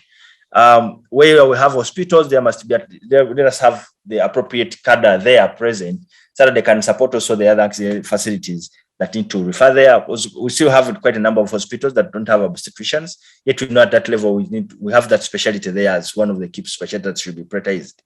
We have a center for that don't have medical officers or a team that can actually serve the emergency when there's need for us to save a woman who could be possibly suffering from a complication of obstetric hemorrhage, among others. So that kind of skills mix needs to be in place. Then there's need to have adequate, appropriate, and functional equipment for the management of obstetric hemorrhage at the different levels. Functional and accessible, efficient emergency referral means, and the appropriateness is key here for the different level where we shall be. If it's community, they need to really define this, what is appropriate there, and then between the health facilities, because we really have, we continue to see among avoidable factors as transport and referral in between facilities as a big issue, but also transport from community to the health facilities continues to be a very big challenge from the reviews that have been done. Then we need to have safe, appropriate infrastructure facilities within the health facilities to ensure that there is adequate capacity to provide care to the women. And objective 3, to improve access to essential commodities. We need to see improved access to by the clients to essential commodities and supplies. And we need, and I'll put one under this is efficient functional network of, for example, blood and blood product and transfusion services at all levels that of course are appropriate. Then we need to see uninterrupted access and availability of effective commodities for the management of obstetric hemorrhage, and then access to effective and appropriate technologies for the management of obstetric hemorrhage. We know that there are quite a number of technologies that have been life-saving, but we need to have them accessible and present to the places where they need to be, like the NASGs, among other things. And of course, the technologies that skills of the health workers to be able to use these technologies, balloon tamponades and among others, they can save a life where the opportunity exists to save this life. So we need to have all of these things present. For improved health-seeking behavior, we need to have increased client satisfaction. Of course, we shall see this with improved client satisfaction, and then therefore clients improving their need to come and deliver in health facilities that have been put up. Then with this, we need to have improved maternal and newborn health literacy with a focus on obstetric hemorrhage, so that people know the causes that and maybe the risks, so that they don't think that they will see it when it is coming. You know that obstetric hemorrhage, most of them really will come as an emergency, and no one, the signs may not be very clear to anyone. So we need to have increased birth preparedness and complications readiness. This is an area that we really still doing so badly. Unfortunately, we don't have enough mechanisms for monitoring this, but I know the academia is really doing great work in trying to come up with simple solutions on helping us to monitor this and also improve it. Of course, something that you can't monitor, sometimes it's not easy to tell people this is how unready you are and so on. But we need to have communities get more prepared for births and also prepared for the complications as well. We need to have increased skills birth attendance and institutional deliveries. Currently, we stand at 73 institutional deliveries and 74 skilled birth attendants. We need to push this up to 90. I think the target is 90 by 2025. So we need to mobilize our communities. The leaders of our communities need to do something to make sure that the communities deliver in health facilities and under skilled care. Then we need to also see increased postnatal care services utilization. This one we are still standing very low, and I think we need to do something about it because we still see a number of women really suffering from primary and even secondary postpartum hemorrhage, and then possibly a PNC or immediate PNC would have saved them or else even other complications. Then increased level of involvement of males in seeking maternal and newborn health care services would be a very good in maybe push hard in improving access to health services and the behavior of seeking health care appropriately and on time. We also need to see increased contraceptive use if we are, of course, to save these women, so that those that get pregnant are only those are getting pregnant by choice, not by accidents where they are not prepared for them and so on. Of course, once we know that the contraceptives will reduce the chances of getting pregnant, and then, of course, with no pregnancy, then the maternal death will not be one that we shall see, maybe from other causes. So strategic objectives are those ones that we've really highlighted. And I think in the next, I'm going to really just quickly show you how the framework is organized. And then you'll see when you get a copy, I'm sure they'll share copies, then you'll be able to see the sets of interventions. So interventions have been set for each of these output areas.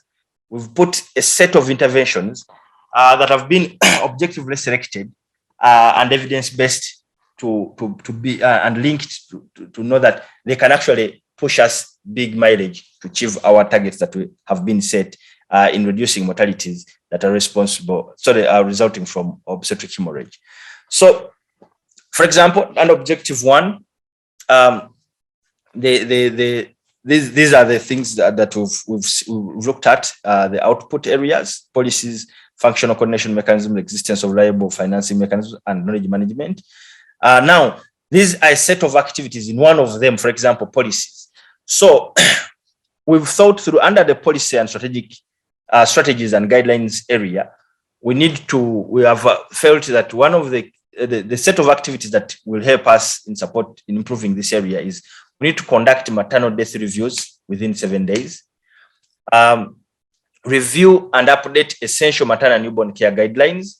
These ones have actually been reviewed, and I think as one of them, Dr. Susan Nyende has been presenting to us here. Disseminate and the updated essential maternal newborn care guidelines. This is what is going on for the last couple of weeks. We've been moving to the different regions, disseminating these guidelines. These guidelines have the guidance, just like we have seen, based on new evidence and so on how using effective means in supporting these women and managing them, and of course reducing the chances of complication, but also reducing the risks of mortality. Then disseminate commodities redistribution guidelines, among others. So these were a set of activities that we felt need to be done, and I think on this platform we are really doing quite a tremendous job, and we want to continue. Of course, now the disseminations have been done, we're more at subnational, regional level. Now we need to do more. Platforms like these can support us do now finer dissemination, even to facility level and even to community level where need to be for those that need to be done there. So under objective number 2, strengthening capacity, one of the intermediate results was improved capacity to offer the emergency obstetric care. and we felt this need to have this set of outputs. One of the outputs, are just pulling out one output, just to show us how the intervention framework is arranged. So under the output is the existence of adequate, competent human resources skills mix. These are a set of key activities that we felt not so many, but we need to track them, at least by the time of lifetime of this framework. If we achieve this, we are sure we shall have done a lot in reducing the mortality from obstetric hemorrhage. One, we need to conduct a national baseline survey on critical human resources cadre mix.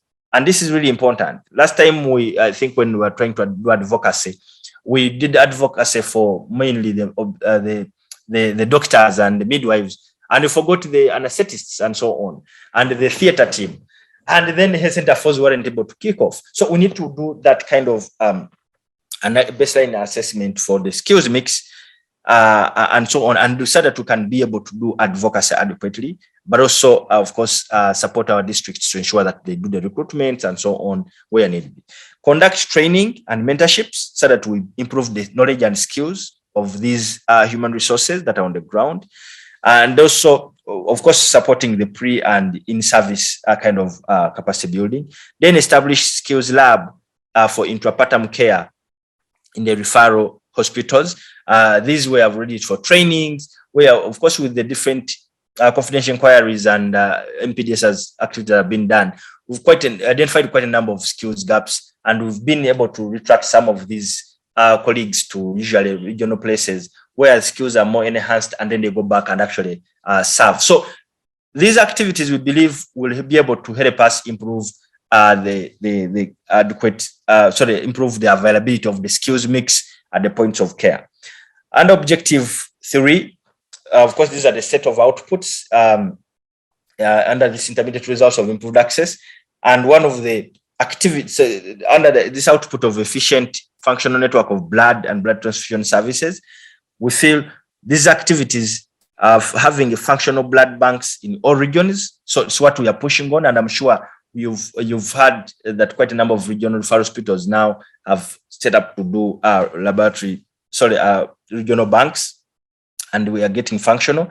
Functionalize the blood storage facilities and distribution centers at different levels where we see the need. Case in point, through the same framework and advocacy using this activity framework, we've been able to have, for example, NEBI fully functionalized, mobilized resources from the different stakeholders and justified this, and it was visible, and we've been able to support. Now it's a fully functional blood collection and distribution center, supplying another region where Arua Hospital was not adequately reaching very well. So then establish blood storage facilities. At least every CEMOC facility should now have a blood storage facility, because if we say we are ready to be transfusing blood, then we should have the mechanisms for it to have the blood within there, so that we don't again have to just wait for the mother to come, or there's the need, then we order things like that. So this is these are a set of activities. Of course, there are many processes that relate with implementing this particular activity, but the processes at least we can be done in the different contexts. In the districts, they can run their assessments for the need for blood facilities and so on, and then they can do the required processes also to have those facilities established in different centers. Similarly, objective 4 has, you remember, had quite a number of outputs, and just picking up one output, improved maternal and newborn health literacy. We needed to develop the activities in there. We develop, translate, print, and disseminate and distribute appropriate maternal and newborn information, education, and communication materials and talking points.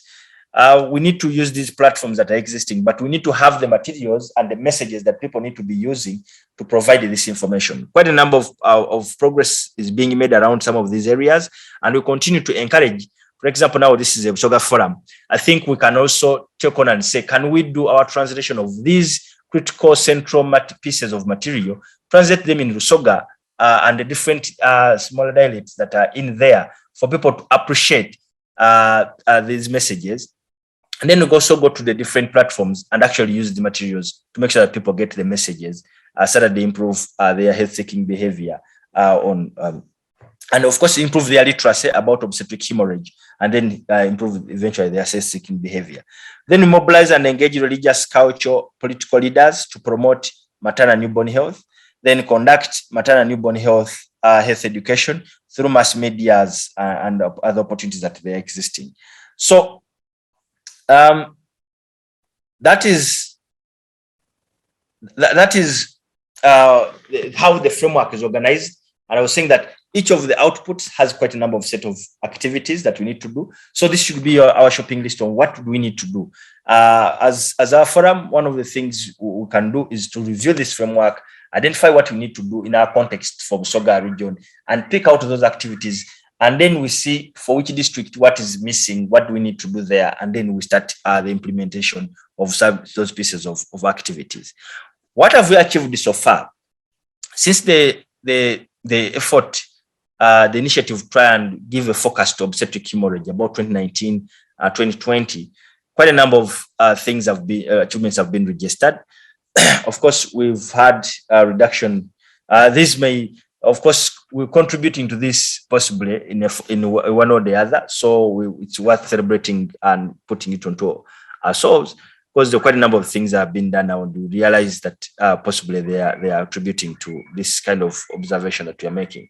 So since that time, 2019, now we are seeing that institutional maternal mortality ratio, that's maternal deaths seen per every 100,000 births or deliveries. Actually, these are deliveries seen in the health facilities. Not necessarily the deaths that result from deliveries that have occurred, but maternal deaths observed in the health facilities, compared with 100,000 deliveries that are seen in the health facilities, reducing from 100 to 92 by 2021.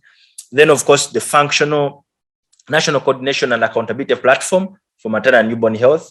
I think this is now a visible item. Everybody knows about it, and it's covering the whole country. We have weekly MPDSR meetings every Thursday where everybody logs in, and then we discuss these deaths, and the mothers that have died and the babies that have died become a point of discussion. We give them that day from 7:30 to really about 9 and discuss them.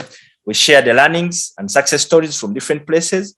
And I think a lot of knowledge has been exchanged, and I think it has been working for different places. Advocacy is being done. I think the advocacy is really visible, and hopefully in this report we are going to document all these advocacy pieces that have been done and the success that have arisen from them. We've seen the essential maternal newborn care guidelines have been revised and updated now with newer evidence and of course more contextual application that has been put there. And one of them, for example, for obstetric hemorrhage and PPH in particular, is what Dr. Susan has shared with us here. We have these guidelines are now getting disseminated, and this is one of the platforms and initiative we are putting in. Even at late hours like these ones, we are already converging to discuss some of these issues.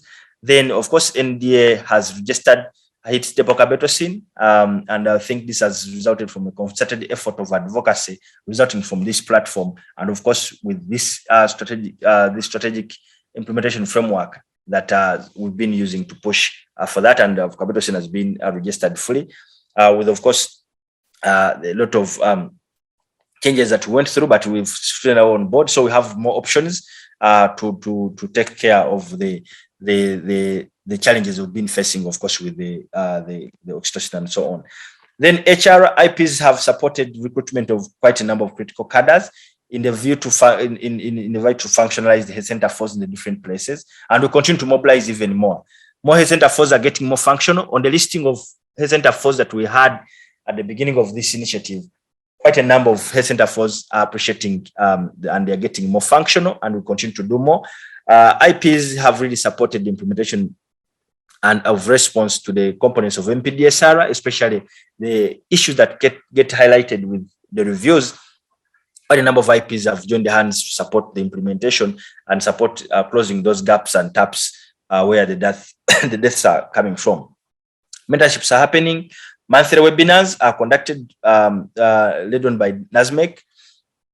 UBTS is innovating to reduce the unnecessary referrals due to shortage of blood and blood commodities. We are creating media awarenesses, among other things. So this has been concerted effort by very many, and this framework is not implemented by only one stakeholder.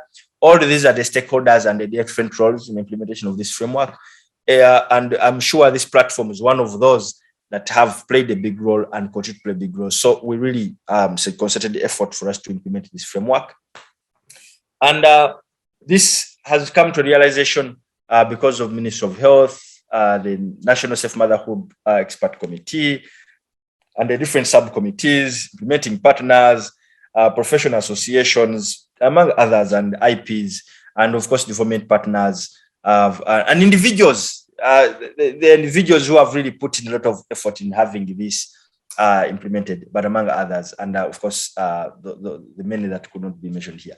Thank you very much, colleagues. That's the end of the presentation. It was really bringing to us that Ministry of Health has put out this framework as a strategic planning framework for us to fish from, and then we go and implement those pieces and to ensure that we reduce mortality by reducing those that especially are resulting from obstetric hemorrhage and eventually contribute to the reduction of maternal mortality ratio of the country. Thank you very much.